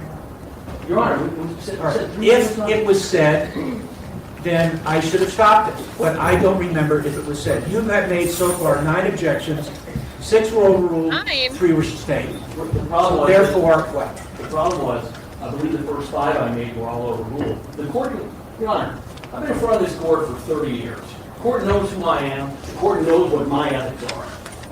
I'm not going to sit here and tell the court that I'm objecting when he didn't say it. He said repeatedly, we suborn perjury. Your Honor, that statement in and of itself is severe. All right. All right. Can you, in the break, can you see? If that was said, then I'll bring it to the attention of the jury that Your Honor, that's an improper statement. This is what I'm asking. Mr. Tacopina can go after our witness all he wants. He can even misstate the evidence. What he cannot do is he cannot argue, A, why we put a witness up there. He cannot say that we suborned perjury. He cannot say that all we care about is winning. He cannot say that this is supposed to be the pursuit of justice and the prosecution doesn't care about that. He has said all of those things. He needs to stick to the evidence in the case. Either he doesn't know California law or doesn't care. And Your Honor, the court's already found, and the worst of them, and I want the court to instruct, he got up there and argued, why didn't you hear from Hodges? The court knows, Your Honor, the court made a finding. You're repeating yourself. Well, will the court do something about it? Will the court instruct that that was Brianna and improper? Rocky are married. Can I respond? No. Failure to call logical witnesses is permissible. You're going to have a rebuttal argument. You can address it in your rebuttal argument as to why you didn't call it. Your Honor, with this all I'm asking, Your Honor, and I'll All you're start off today. The court knows what happened. We've had many hearings on this, etc. They knew the evidence.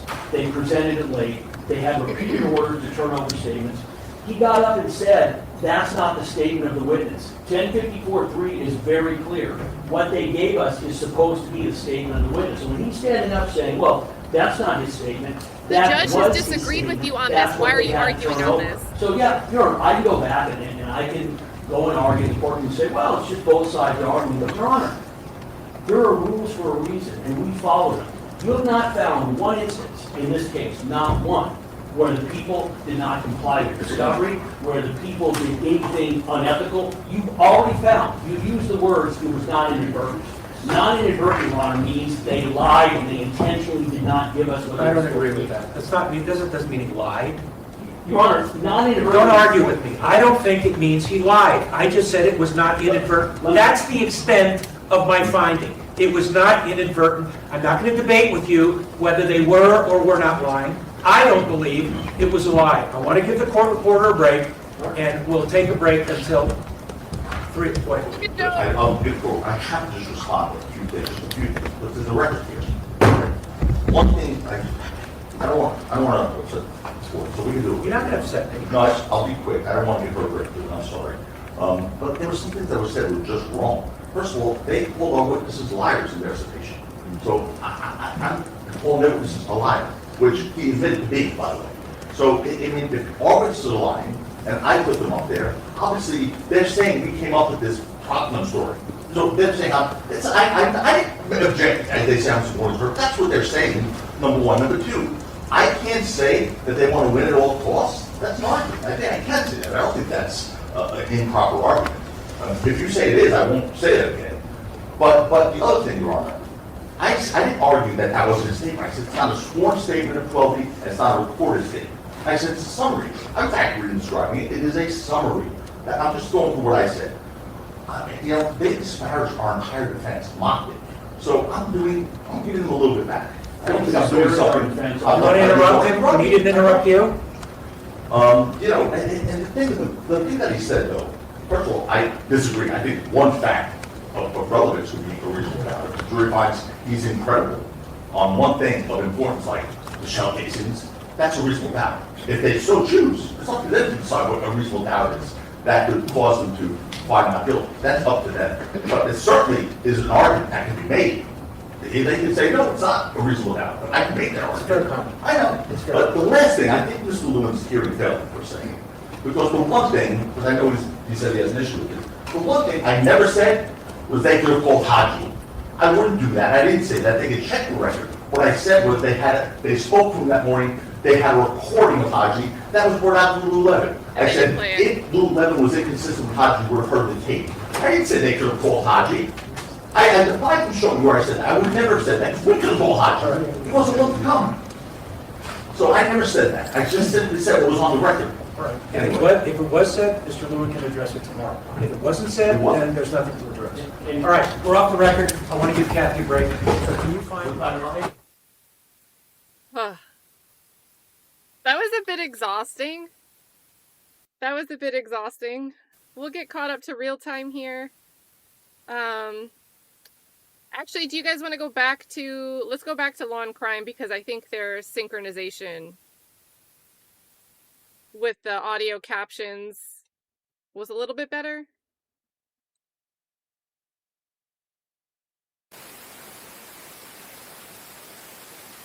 Get the captions up here.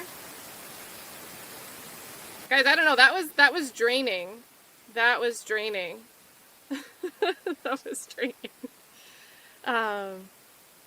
And there were a few times throughout this trial where Lewin would make these arguments and say that the defense just said something that they didn't actually say, and it'd be very hyperbolic in terms of the paraphrase, right? I understand when you're trying to recite something without the court record, you might not get it word for word correct, but when you drastically change the meaning of what's being said and you do it over and over, you lose your integrity levels knocked down. So yeah. So let's see. Yeah, like dealing with the toddler.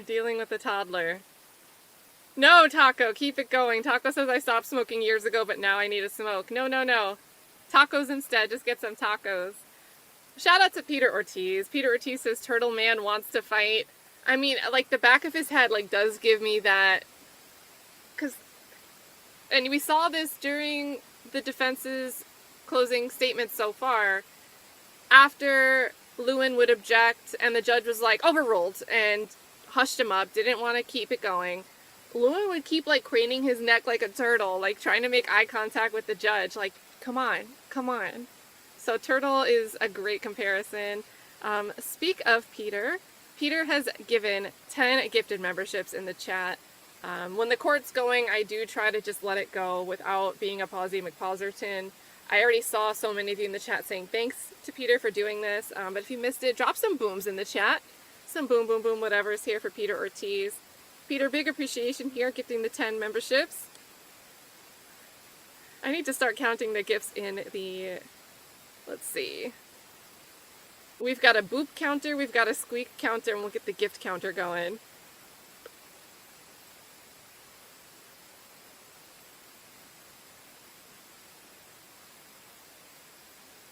We'll get Peter in there. And I was thrilled earlier. We got a little boop out of Tacopina. He said they could have done that. They could have been like, boop.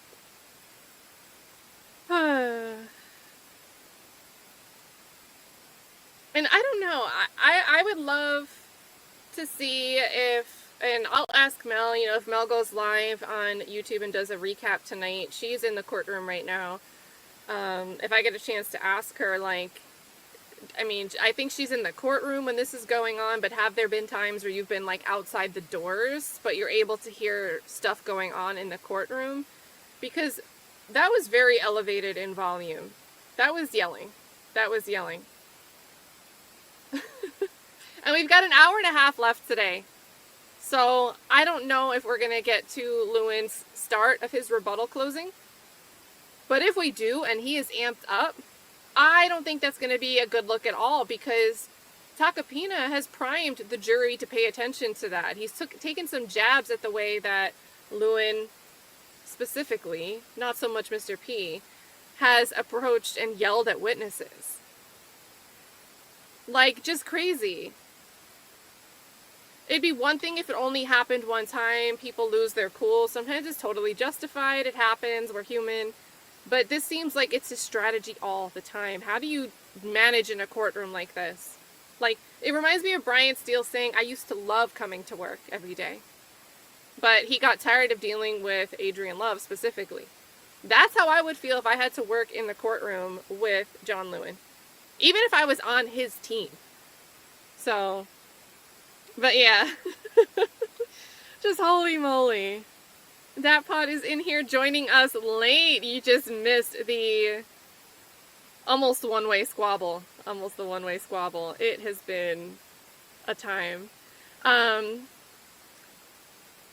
So, also going back to this, I don't know. So, I don't think I've said anything about Rihanna and Rocky being married. I don't think they're married. I've never actually seen anything to suggest they're married. So, thanks for the question, and I guess it's an opportunity to say it out loud. But if you're looking for marriage paperwork for Rihanna and Rocky, I'm gonna guess that there isn't any. Because they're not... I've never seen that they're married.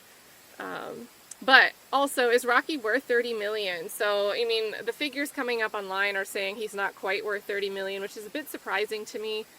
But yeah, when you bring up a lawsuit against somebody and you're suing for damages, the damage amount that you claim doesn't necessarily need to be less than somebody's net worth. Especially, you can also go after assets, but it's really not a...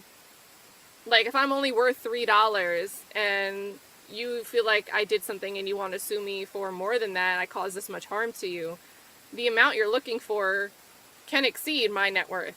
It's not, there's no restriction based on that. Additionally, a jury can award damages, whether it's punitive or that are above the amount. Really, the biggest cap would be statutory limits. And I don't know, does California have a punitive damage cap? I know New York doesn't. Virginia does. I learned that through Depp trial. Punitive damages limit. Okay, so this is just a quick pull from Silva injury law, that in California there's no specific limit on punitive damages. However, courts generally, so as a matter of practice, award punitive damages in an amount that does not exceed 9 times the total amount of compensatory damages. So there you go. There's some constraints through the appeals court there. Get back over here. But great question, great question. And again, if you guys are hearing us talk about punitive damages cap and you think about it in another trial, always look up the state that you're talking about, because there are different statutory limits or maybe no hard limit at all.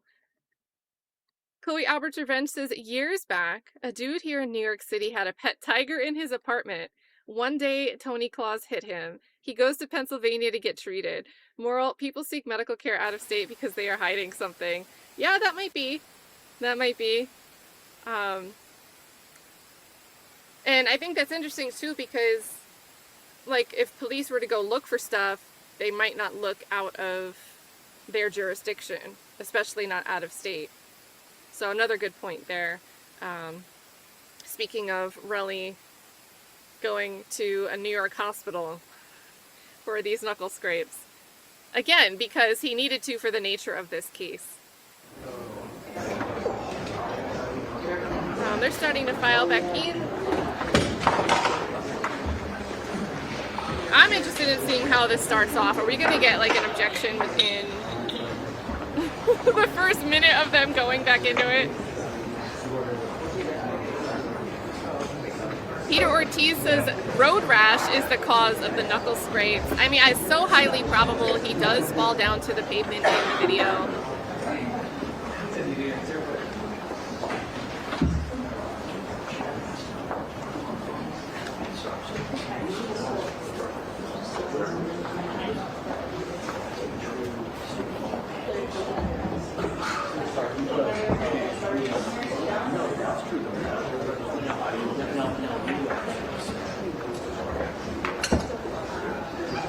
I don't think they're saying anything interesting, but I am trying to listen.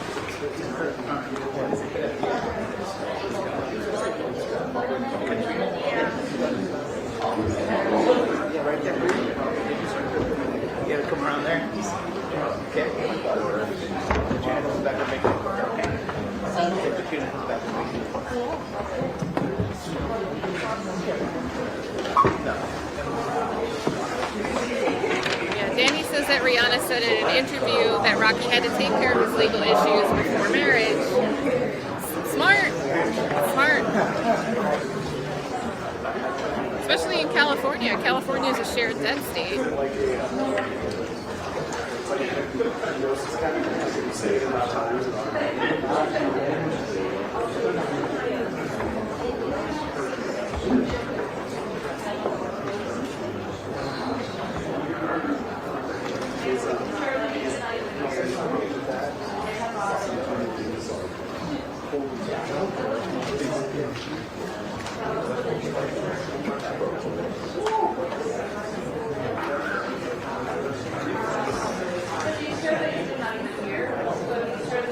Alright, I think the bailiff is saying everybody's here.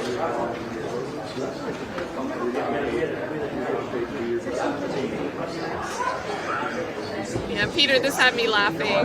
But Judge, he's not playing fair. I need my pacifier. It's just crazy. All right, let's go on the record. We're outside the presence of the jury. Outside the presence of the jury. Yes.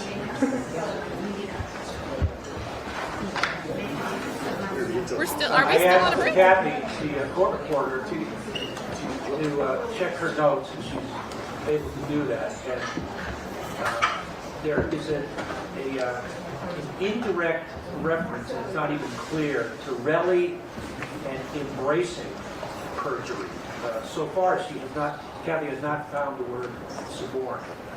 Embracing perjury, I don't even know what that means. But Embraced Relli as a witness. From here on out, if any counsel wants to state that a witness committed perjury, that's fair game. But I do not want either directly or indirectly any counsel accusing the other one of suborning perjury, encouraging perjury, touching on perjury. I don't want the word counsel and perjury being used together.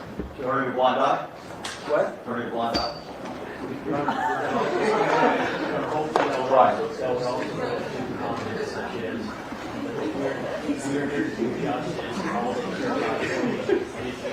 It's improper. It's not only untrue, it's improper. Yeah, and stay away from that they're only, they're winning at all costs. It's just,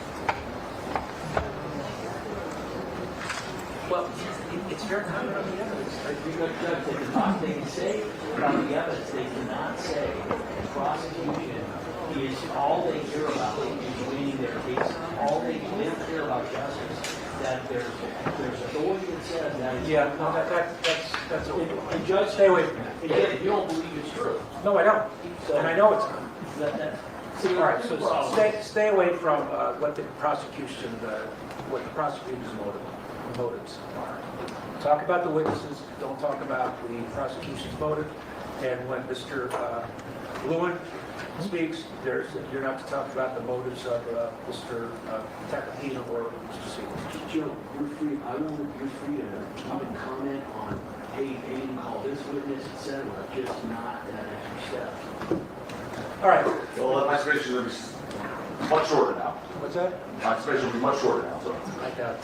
Let's bring it to there.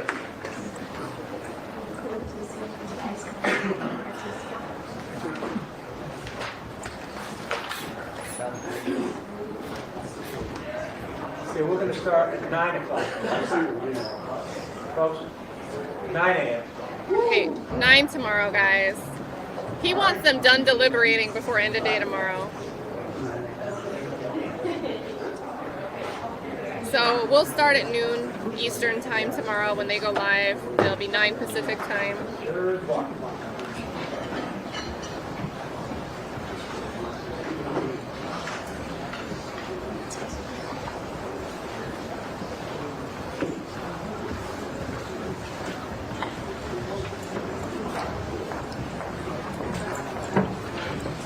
Joshua Collins, be careful. Joshua says if they come back with guilty, I'm getting my hand on a prop and looking for Relli. Be careful. They seem to really not investigate the weapons that are used. So prop or not, they're going to look at this the wrong way. You better be careful. Stay away from Lewin. All right, folks, for scheduling, tomorrow, we're going to start at 9. Not 9:30. 9. Ron, I think someone may have a problem. Who's got a problem with 9? Aside from me? Aside from me? Yes. So, I don't have a problem. I'm not sure that I can make it by 9. I mean, I have to drop off my kids in the morning, so I come right after. Can you do your best? Yeah, of course. All right. I'm gonna order everybody to be here at 9, but try to get here at 9. But if you're late, you're late. I understand. Dropping off your kids is important.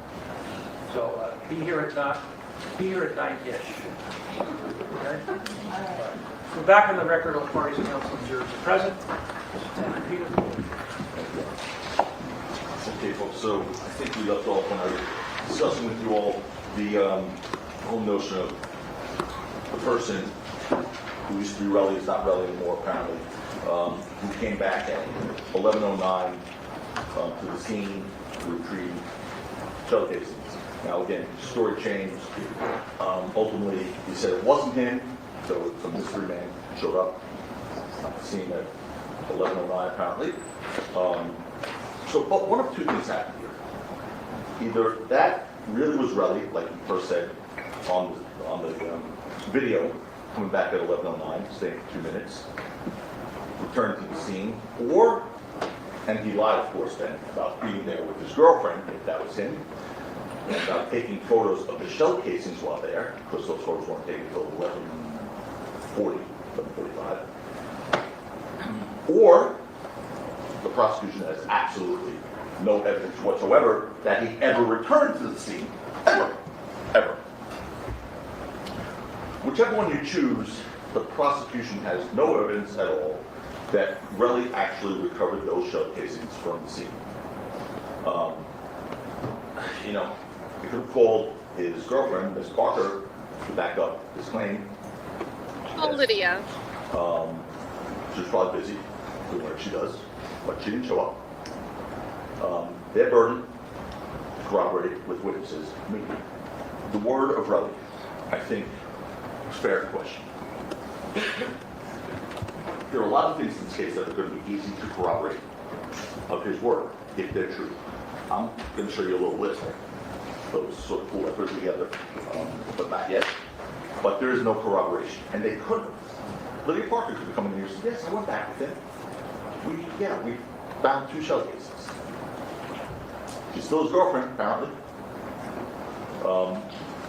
No evidence whatsoever that he took the shell casing off the scene. While on that point, by the way, the photos taken with Relli's iPhone of the alleged shell casing, allegedly taken at the scene, but not until 11:45, an hour and a half afterwards, they had time date stamps on them.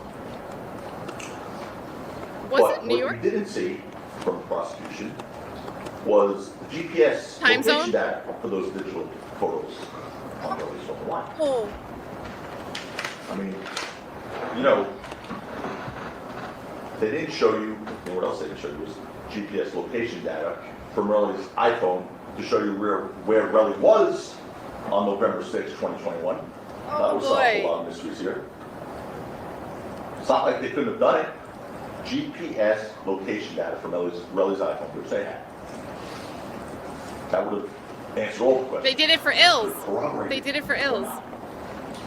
After all, you heard that law enforcement, in this case, went out of their way to get a search warrant to obtain GPS location data for ASAP Ill's iPhone.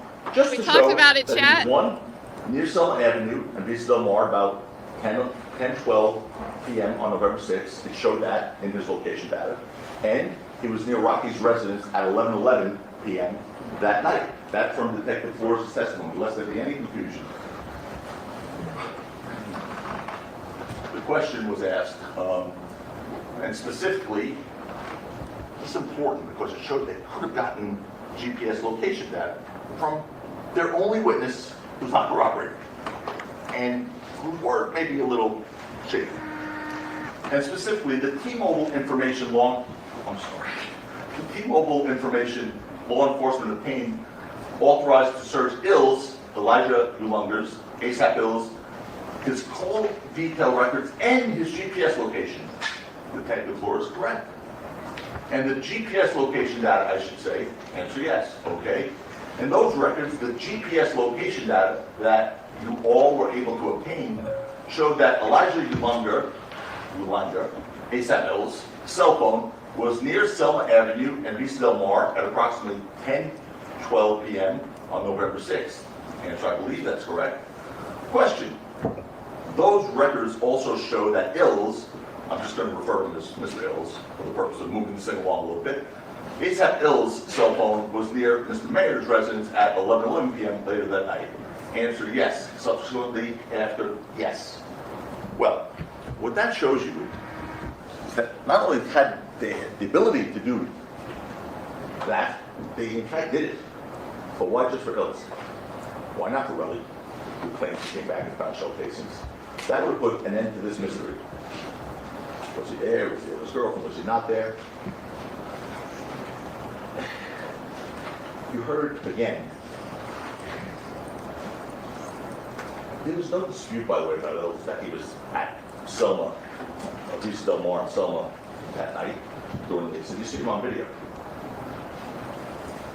And rather than looking to see where Ills was at 11:11 p.m., why don't they use Relli's GPS data to show you where he was at 11:11 p.m.? Was that him? Was that not him? Did he ever go back at 11:45? This would have answered all your questions. Either corroborated the story or not. Would have put the lie to it again. It would have also shown you where those iPhone photos of the shell casings were taken. Instead, you have to take his word for it. You just have to take his word for it. Yes, they could have done it. They did it with Ills for some reason, but not for Relli. So just take his word for it. If the word of any witness ever deserved to be tested in this case, it's Relli. I mean, it's a man whose tongue is a stranger to the truth. And they could have easily corroborated his story or shown that his story was not true. They just didn't do it. I want to pause here so this really sinks in. Detective Flores told you that he wouldn't want anyone other than the police taking evidence from the scene, because that could hamper and hinder an investigation. This is obviously fairly important. As a detective, I asked him, you'd agree when conducting an investigation of an alleged shooting, you wouldn't want anyone who's not law enforcement removing evidence or taking evidence from the scene, right? Answer correct. Because that could hamper and hinder your investigation. Answer, it can.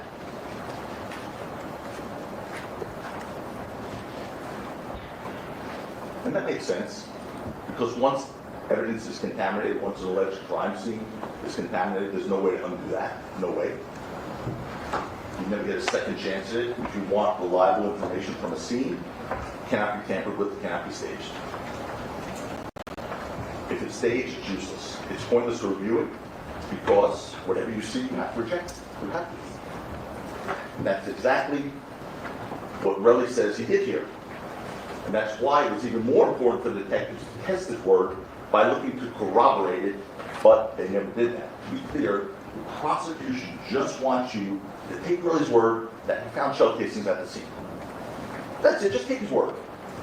After all, they presented to you nothing to corroborate it when they easily could have. And just ask yourselves, if Lydia Parker, Mr. Relli's girlfriend, could readily corroborate his claim, don't you think you were heard from her? The fact is, Relli didn't want her anywhere near the courtroom. Anywhere near the courtroom. Remember when I showed him a picture of Miss Parker, his girlfriend? And I said, is that your girlfriend? He said, I don't know. Well, happy Valentine's Day. Happy Valentine's Day. Is this Miss Parker?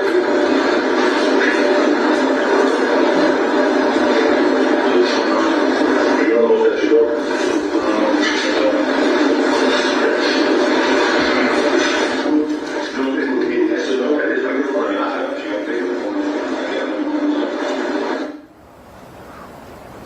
I didn't really hear that, but We're disturbed by that photo, but anyway, back to more important things. What he just said was, I don't know if that's my girlfriend. I'm just, anything he tells the truth about? I don't know if that's my girlfriend. That's not an I don't know. That's either yes or no. He couldn't recognize his girlfriend at one point. He said, oh, because she had makeup on. there's a lot of women on the jury. Right? I mean, she literally said, I don't know if that's my girlfriend. Why lie about that? Aside from his name, I don't even know if that's really his name. Did he not lie about anything in this case? I mean, you know that wasn't truthful testimony. He didn't want the only person who could or couldn't corroborate his story to be anywhere near this courtroom. That's neither the day. The judge told you, the defense does not have the burden to do anything in this case. They do. They had the burden. We don't have to prove anything. We didn't have to introduce a single piece of evidence. We didn't have to produce a witness. That's because the laws of the United States and the Constitution demand that. But as a matter of fact, we had more substantive witnesses in this case to testify than the prosecution did. We want to give you the complete picture, all the evidence, because we want you to know the truth. And there's nothing to hide. Rocky did not commit a crime, not by a long shot. Why? Again, and you need the answer as to why they didn't show you the GPS records of Relli. Say it again. Where he actually went. Huge point. From the incident, where did he go for that hour and a half? That was beautiful. And where did he take those pictures from?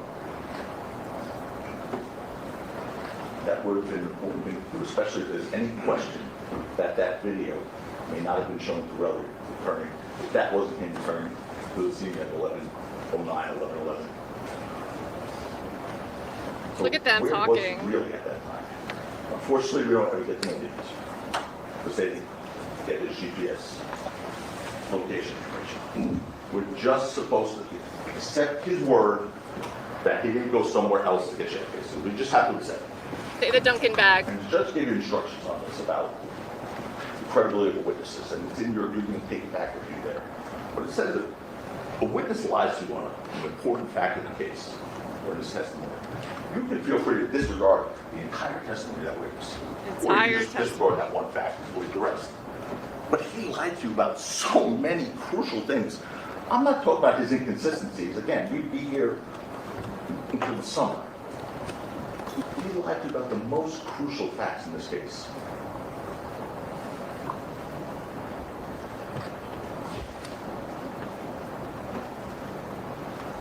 You know, by the way, this is not someone who's uncomfortable around guns.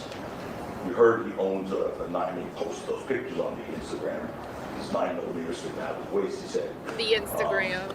You heard he owns 9mm semi-automatic. We've never seen proof or he actually obtained it. Second, he blatantly lied about his access to 9mm shell casings in Los Angeles. That's another account of perjury. And that was a big one. And we have to talk about this. We have to spend a little time on this one because what happened there was very crucial. He lied about having access to 9mm shell casings 2 weeks before the incident on November 6th. He lied to you. He lied about being in Los Angeles. He lied about having access to shell casings. He lied about shooting. I'm going to show it to you. This next episode is not even one lie or one perjury. It was like a perjury miniseries, this next one. It was unbelievable. One lie piled onto the next one, onto the next one. You got caught with that, then he went to another. It really was a glorious training. And you're going to see it. I mean, I asked him first if he fired a 9mm weapon before November 6, 2021. Sort of an important fact.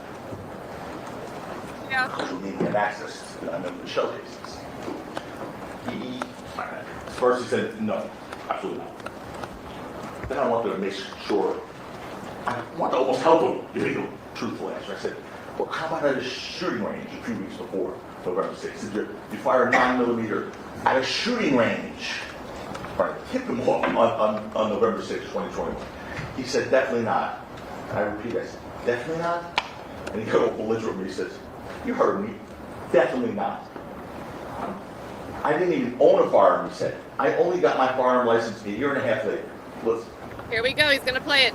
So let's move closer to the time of the incident on November 6th of 2021. A few weeks before November 6th, 2021.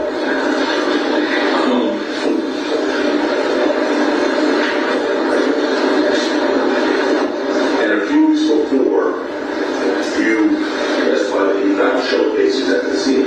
Found the shell casing. You fired 9mm weapons at a shooting range, correct? Definitely not. Definitely not? You heard me? Definitely not. I had a firearm. You got my firearm license a year and a half later. So, you heard me, I think, because he did not like me, clearly. And of course, I asked him to confirm that answer. You heard me. Well, you asked me, you heard me. Definitely not. I didn't even own a firearm. I only got my firearm license a year and a half later. Lies, lies, lies, lies. And that's when we all saw the video of Mr. Efron firing a 9mm semi-automatic weapon on Probably October gonna be 19, loud if he plays 2021, this. 2 weeks before the incident on November 6th. And I pointed out to Mr. Efron,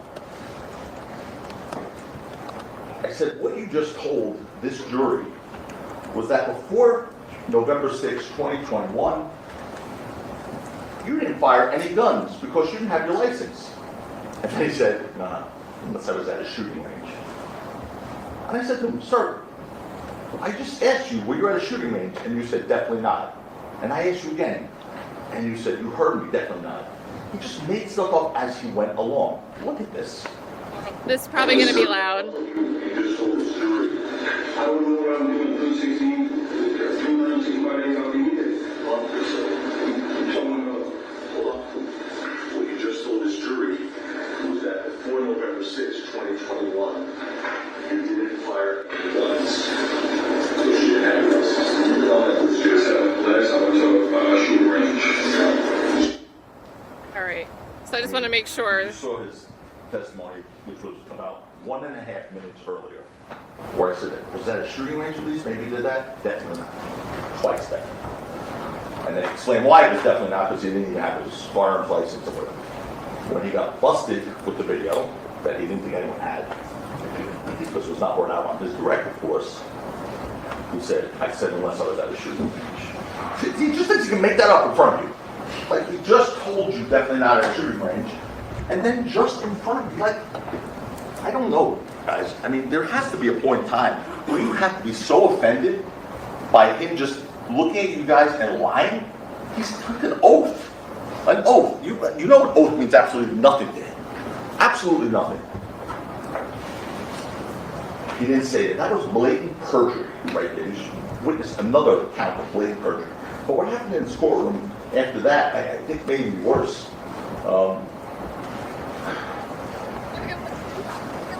After, you're going to see it, what happened.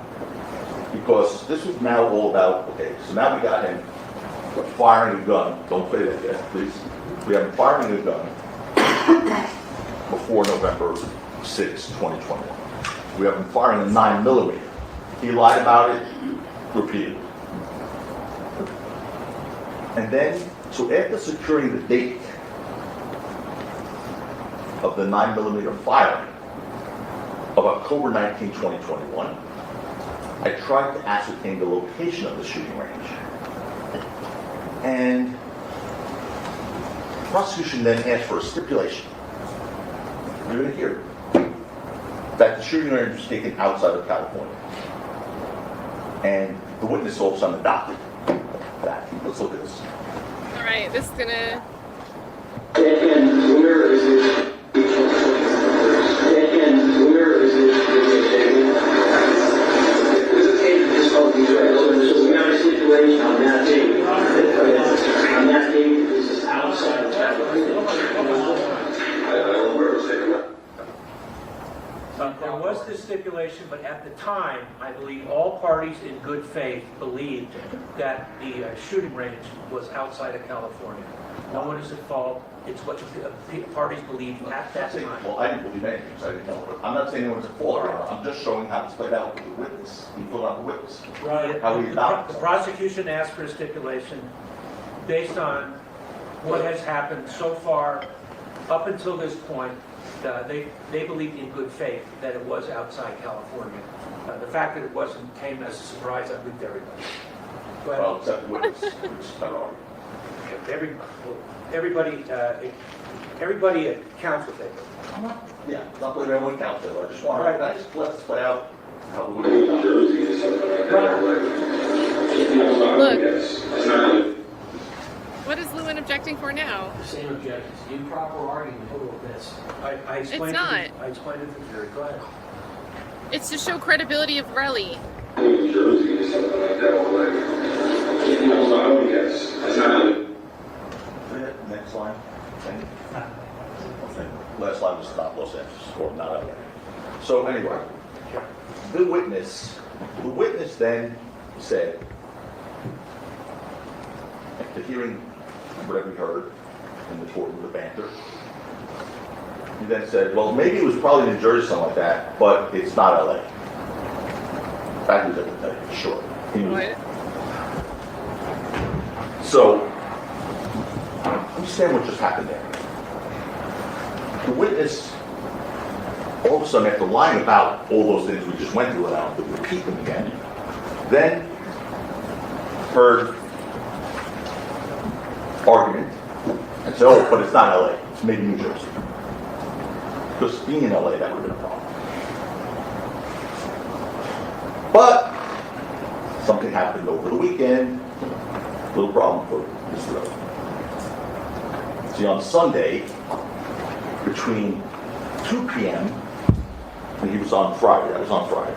On Sunday, between 2 p.m. and 11 p.m., someone on Twitter posted a screenshot that you saw, heard about, of a video showing Relli at the shooting range that was played before you. This is going to be loud, I think. Alongside a picture of the Los Angeles Gun Club. Oh! Locations right there. What does it say?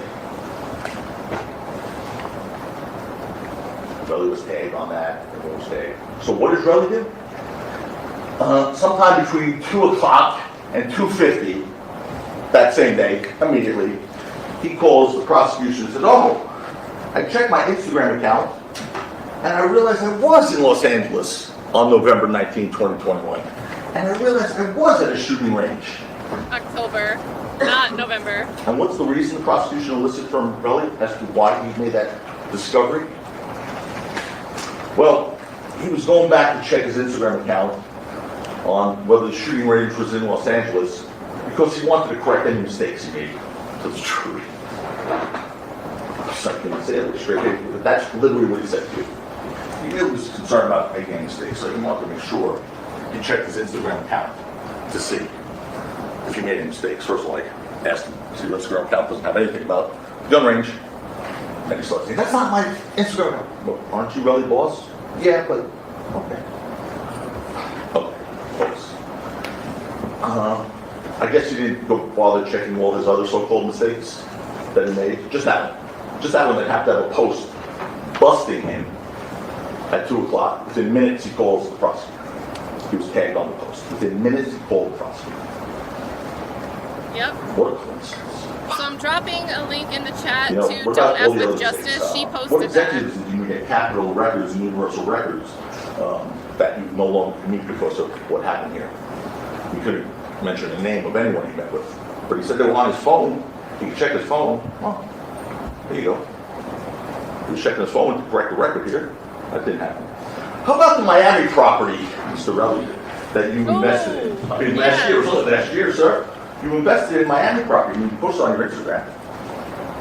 I asked him, which property in Miami did you invest in? I don't remember which property. Why? I mean, no one invests in property because you remember which property. Unless you're a gazillionaire, and that doesn't matter. And he's not. And then I asked him, well, how much did you invest in the property? I don't remember. He didn't go back and check that. So remember that, just remember that one, how that all played out here when considering his credibility. Relli told you, just like that, there's so many things, the Miami property thing, that was just nonsense. But this was horrific.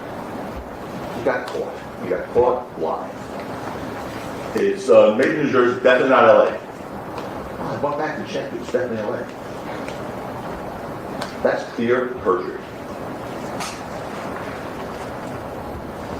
So you know he didn't check his Instagram account, wanted to correct a mistake about whether the shooting range was in LA. That wasn't truthful testimony. You've seen him testify in the courtroom. And the witness who told you, when he said definitely not, he was committing perjury, because that was his then answer. He cleared that up. I'm going to show you this in a second. When he said definitely not to me, I questioned him. I said, you said definitely not. Because then he got busted with the Twitter thing. And he said, well, yeah, I just made that up because I didn't want to answer any of my questions, any of your questions anymore. He literally said to you, he just lied under oath on a very important fact, like whether he had access to 9mm shell cases, because he was tired of answering my questions. I'm just going to lie to you. On this topic, it's correct, just a few minutes ago. Okay. Okay, yes, I did. Okay, is that yes? Yes. Did you look like you were confused by that question at all when you said, definitely not? To be honest, I just wanted to stop talking to you. Okay, so, did you look like you were confused by that question because he said he was confused by that all of a sudden now? When you said definitely not, I didn't shoot a 9mm at a shooting range before November 6th, definitely not. So you look like you're confused. Then she goes, to be honest, oh, here we go. There's a watershed moment. To be honest with you, I just want to stop talking to you, so I just said, Jesus. Just give me my $30 million, and let's get this over with. He just told him to perjure himself. But you should believe him, without corroboration.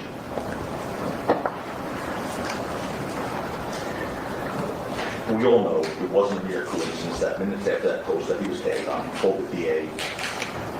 He called because he knew what was coming the next day on Monday morning. He knew it was coming. And that's the prosecution wanting to correct that mistake.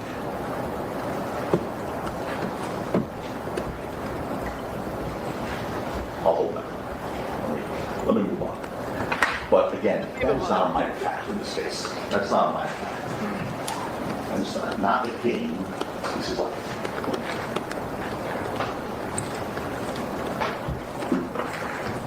Whether their so-called victim, Tyrell Efron, had access to 9mm shell casings just a few weeks before he claims to have found 2 9mm shell casings in Los Angeles.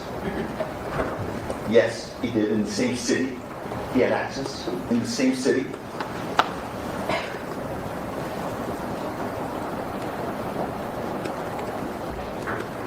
Here's the funny thing about facts. Because facts weren't getting in his way. But the funny thing about facts is this, like John Adams once said, it's one of my favorite quotes. John Adams said, facts are stubborn things, and whatever may be our wishes or our inclinations, or the dictates of our passions, they cannot alter the state of facts and evidence. And you cannot alter the state of facts and evidence, no matter what Relli tells you, no matter how you want to interpret his testimony, no matter what they say. So with this evidence, ask yourselves, ladies and gentlemen, did Relli first lie to you about going to a shooting range where he had access to 9mm shell casings, and then lie to you again about having access to those 9mm shell casings here in Los Angeles? I mean, why would he do that? Why would he lie about those two things? There'd be no reason for him to lie about that unless it was to cover up something about those 9mm shell casings he claims he recovered. No reason to lie about that. You know exactly what happened, why he lied about it. As the police found when they got there, there was no shell casings there because he had a prop gun. He had a prop gun, as unimpeached witnesses told you. And he claims that he got these shell casings from the scene an hour and whatever later, a half later. And then he held them for 2 days, gave them to the police 2 days later when his extortion attempts failed. One thing's clear, the prosecution has not proven beyond a reasonable doubt that Relli did not get those shell casings from somewhere other than the scene. They did not prove that beyond a reasonable doubt. That's enough. That's enough. Beyond the fact that Relli had access to shell casings in Los Angeles now that we know, which he lied about, the prosecution presented no evidence, zero evidence whatsoever trying to corroborate Relli's claim that he actually found those shell casings at the scene. None. Not William Parker, not GPS location data, stuff that would have done it pretty quickly, pretty easy. Not video. Relli first said that it was fake. And I showed him that video. It was fake.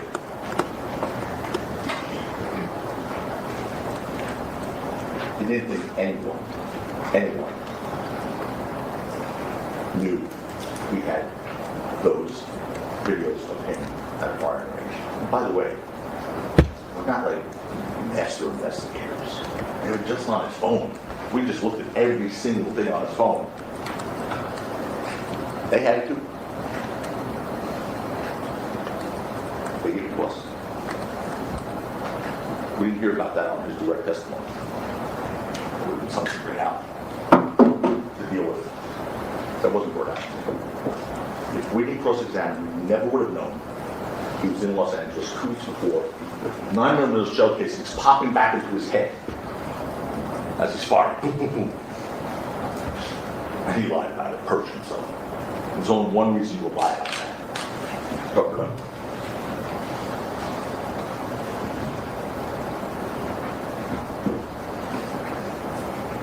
You heard about the magazine.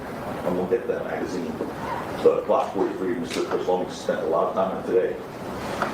And there was no effort made to test. Now, you heard the judge, he instructed that 2 weeks, I think it's 3 weeks ago now, he instructed there'll be no testing on that. 3 weeks ago, right after the trial started, 3 weeks ago, no testing. Here, going forward. Great. That's January 2025. What about 2021? 2022? Well, not 2021, because I recovered in 2022, let me be fair. 2022, 2023, 2024. 3 years they had to take that magazine that they recovered and test it to the bullets recovered. They didn't do that. Instead, they spent their efforts having a ballistics expert come in, show you a very nice PowerPoint presentation, which in the end proved only that the shell casings possibly, there's that word again, possibly came from an aftermarket slide for a firearm frame that could possibly have been compatible with the Glock 43. The drama I like. I mean, This is literally, the that flair was that the you need. import of that testimony. Possibly could have come from an aftermarket slide for a firearm frame that could have possibly, this is his testimony, possibly been compatible with the Glock 43 magazine, or possibly not. That was the ballistics expert's testimony. Possibly or possibly not is definitely not proof beyond a reasonable doubt. In any event, Lou Levin told you that the Glock 43 magazine was his. He explained why it was his. Whether they want to mock him, mock his answer, he was in Rocky's house after they planned to go to a shooting range. He told you he had bought it, he owned the Glock 42. And magazines are stored all next to each other, 42s, 43s, and all that stuff. Lou told you. I don't know anything about this stuff, personally. But he went to the store to buy accessories. He mistakenly grabbed a Glock 43 magazine because they're all different models of Glock. The magazines are all stored together, he told you. He told you he didn't realize it until he tried to load it at Rocky's house in preparation for going to a shooting range. And then when his .380 caliber Glock 42 ammunition didn't fit, he tried 9mm ammunition from his Smith & Wesson, which he did, from his testimony. And because that magazine didn't fit any of his firearms, he left it at Rocky's house.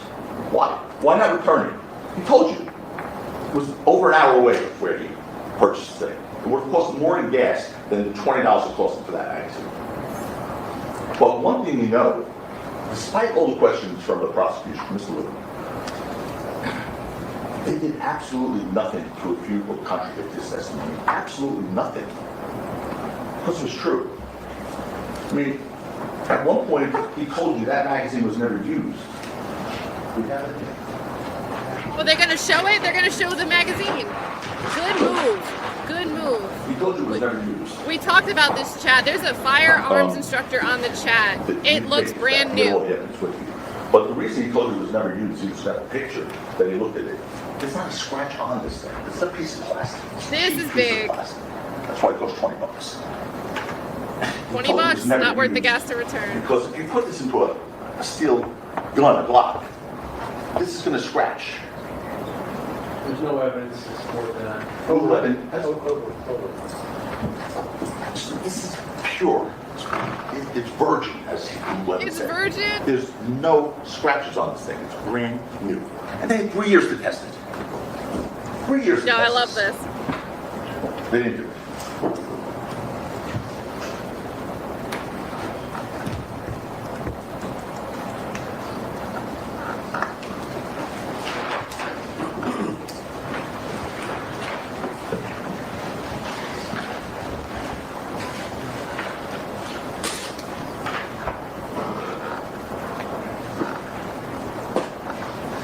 Not only did they not connect really shell casings to the magazine in Rocky's house, they didn't connect those shell casings to Rocky himself. And that's important. You heard that law enforcement submitted those shell casings for fingerprint analysis and found absolutely none on there. And I asked the detective before, he said, you could find fingerprints on a piece of metal, right? And pretty easily he said yes. So they submitted Rocky's fingerprints for fingerprint analysis against the shell casings, and they found none. So they tried to make excuses for that, because that's another fact that's not good. So they tried to make excuses, like, that one was bullets.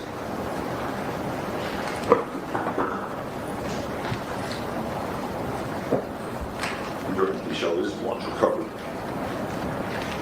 Claimed to be recovered at the scene, by the way, at 11:45. With no GPS data. Anyway. GPS data, but anyway. Paper Flora said, yes, you do get fingerprints. My fingerprints are all over this thing right now. Okay? He said, yes, you'll get fingerprints on a shell casing. No, it's empty. Of course you do. But then they said, well, could there be a reason why you wouldn't get fingerprints? And he said, yeah, there could be. His testimony on that was, yes, rain, water, cars, and even wind. Imagine that. Maybe wind wiped the fingerprints off the shell case. Imagine. So now my fingerprints are on this thing. Oh, there goes my fingerprints. Are you kidding me? Wind?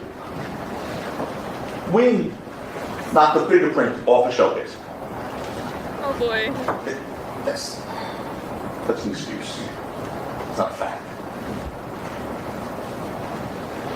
Oh my gosh.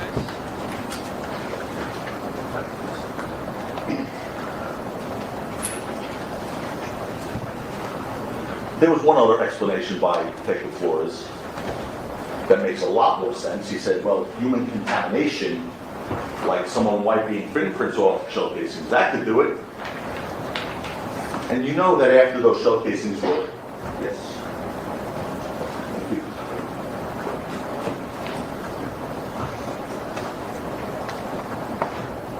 Alex, now where am I? All right, hold on. Human contamination, that's right. Human contamination. The detective said that human contamination, like someone wiping fingerprints off a shell casing, that could do it. And you know that after those shell casings were fired, the only person with an incentive to wipe and clean would have been Relli before he gave him to the police. Just like he wiped his phone clean of threatening messages to Rocky. We'll get to that. They didn't bring that out, we have to. So Relli wants you to believe his fingerprints weren't on them because he supposedly went to Dunkin' Donuts to get a bag to pick them Dunkin'. up with. And you know that's not true. There's no Dunkin' Donuts open at 11 p.m. at night, especially during COVID. Objection suspended. Objection suspended. Well, you decide if that testimony is credible. There's no testimony, Mr. No, there's that. Funny about going to Dunkin' Donuts. Objection sustained about when Dunkin' Donuts are open until. That's The not- jury's job is to decide the credibility of the witnesses, including all testimony that is given by that witness. So here's what the witness said, and it's your job to decide. Plastic bag, paper bag. He said, I went to Dunkin' Donuts at 11 o'clock at night, got a paper bag from Dunkin' Donuts at 11 o'clock at night in Hollywood. And that's the bag I used to put the bullets in that had no fingerprints on it. You determine the credibility of that statement.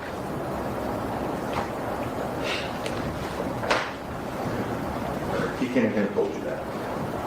You also heard that law enforcement took Rocky's DNA. They actually took his DNA, despite Never Detective Flores searched it. saying that DNA was necessary as part of their investigation. He had to swear that to a judge. They never compared it to the shell casings, or even the magazine recovered in Rocky's house. That might help. They didn't do that. For that matter, you know that Relli's 9mm shell casings were different than the 9mm shell cartridges found in that magazine. You've seen that picture a hundred times.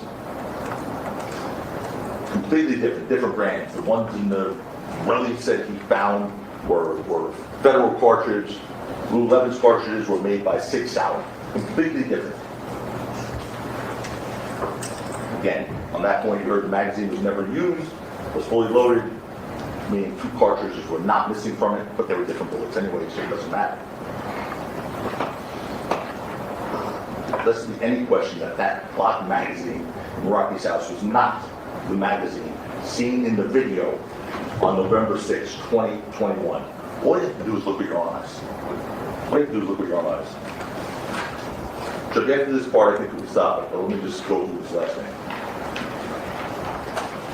The Glock magazine, seen in the video, is different.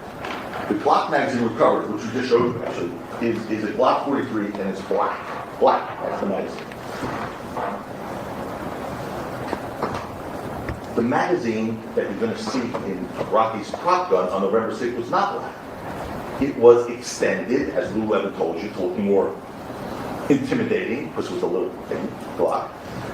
And if you look at it, you're going to see what it was. But don't forget, 12 and Lou both said, and the prosecution sort of mocked this somehow in their summation, they said, oh, conveniently they both identified the belt and the extended magazine, so they both could identify you know, the thing. They immediately came up with these two different things to be able to say it was the same prop gun.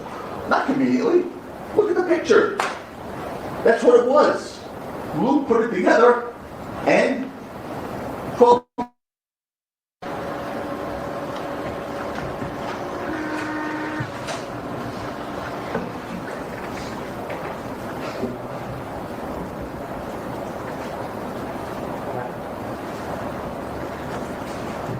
That's the magazine in the, okay, I know we're doing it now, thank you, Jack. That's the use that pointer getting wrong. Yeah, you see on the screen. What, that's too hard on the screen? Lewin's gonna say this is a scratch. I'm screen. Lewin's gonna get on rebuttal and say this is a scratch. Did everyone see here? No, okay. Anyway. That's the magazine recovered. Here's the prop gun. I'm going to try and do this where. How about now? We're good? All right. That little thing at the end is the belt clip. That's a clip. And that's what Lou Levin described.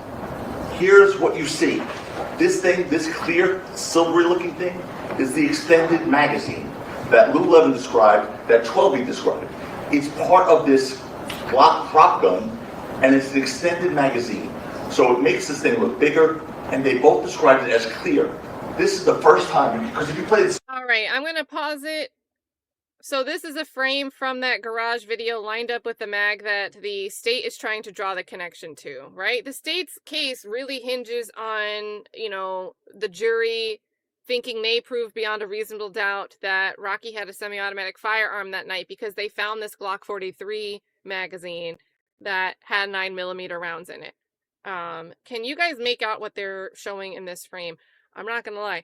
I can't. I'm assuming this is the back of the gun and this is the handle because it looks like Rocky's hand is here. But if you showed me this frame without Tacopina giving me the context here, and this is why attorneys have to make the argument, I wouldn't think anything of this brighter colored thing. I would think it was a glare or a reflection. But now that he's drawing attention to it, does it move? Does it impact you? Do you see what he's putting down here? If this magazine does not match this magazine, that's a big problem for the state. And now that I'm looking at it, it looks like this could be not that. And I really do think Lewin's going to get up on on rebuttal and say this is a scratch. This mark is a scratch. Yeah, Danny's like, I can't tell, but also I can't say it. Good Vibes is saying he's milking it. Nicola's saying it's two different colors. And there's this firearms instructor on the jury, especially if she says she can see it, or if someone else on the jury owns firearms, and they say, yeah, that's a big deal to me. I see the difference. I think that's a big point to sway people. So. In real time, you'll never see that thing. We stopped it. And so here is the magazine, the extended magazine, to make this thing look bigger, and it's clear. It's not that. It's clear. Okay. We're breaking. Yeah, folks. All right. Oh, they're breaking here. We'll resume at 9 tomorrow. Cool. Please don't discuss the case amongst yourself or anybody else. We'll see you tomorrow. 9 a.m.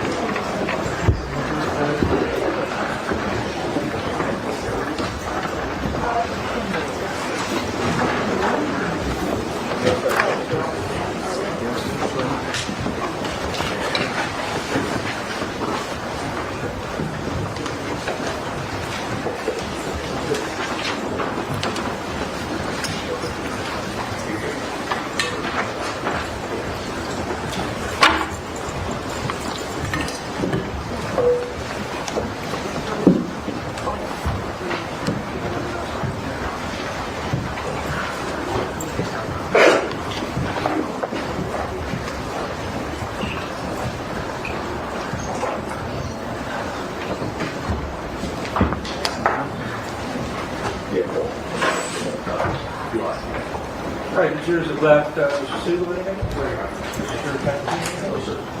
Mr. Palmer? Mr. All right, see you all tomorrow. A quiet outro. You bet.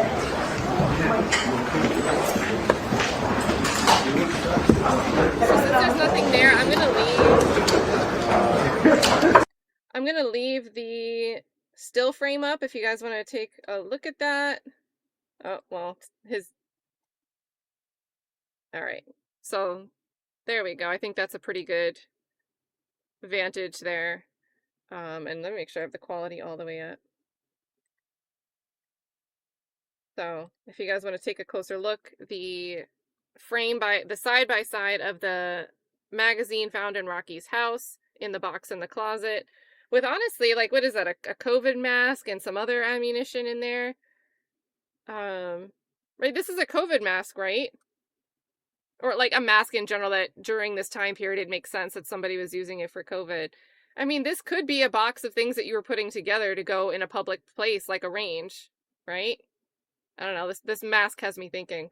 And then on the right side, again, the still frame with a bit of the prop gun visible in the frame, where we're pointing out that what looks like where the clip would be is clear and not all black, which would be consistent with this Glock magazine found in Rocky's home in April. So, yep. I really think a lot of the questions I had, a lot of the things that I was trying to play devil's advocate about, I think Tacopina has hit home. I think he's hit home. And again, I'm shocked that there's been so many objections. I think the judge was off on his count.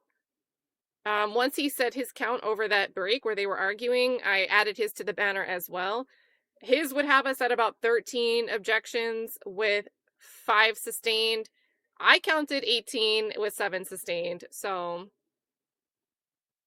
I don't know. Again, casual counting there for me on my part. But still, you know, to have like an objection at all during a closing statement is not that common. To have 13 or 18, whatever number we want to lean on here, is crazy. And we're not even complete. Joe sounds like he's got a little bit more to cover when we come back on tomorrow at 9, 12 p.m. Eastern.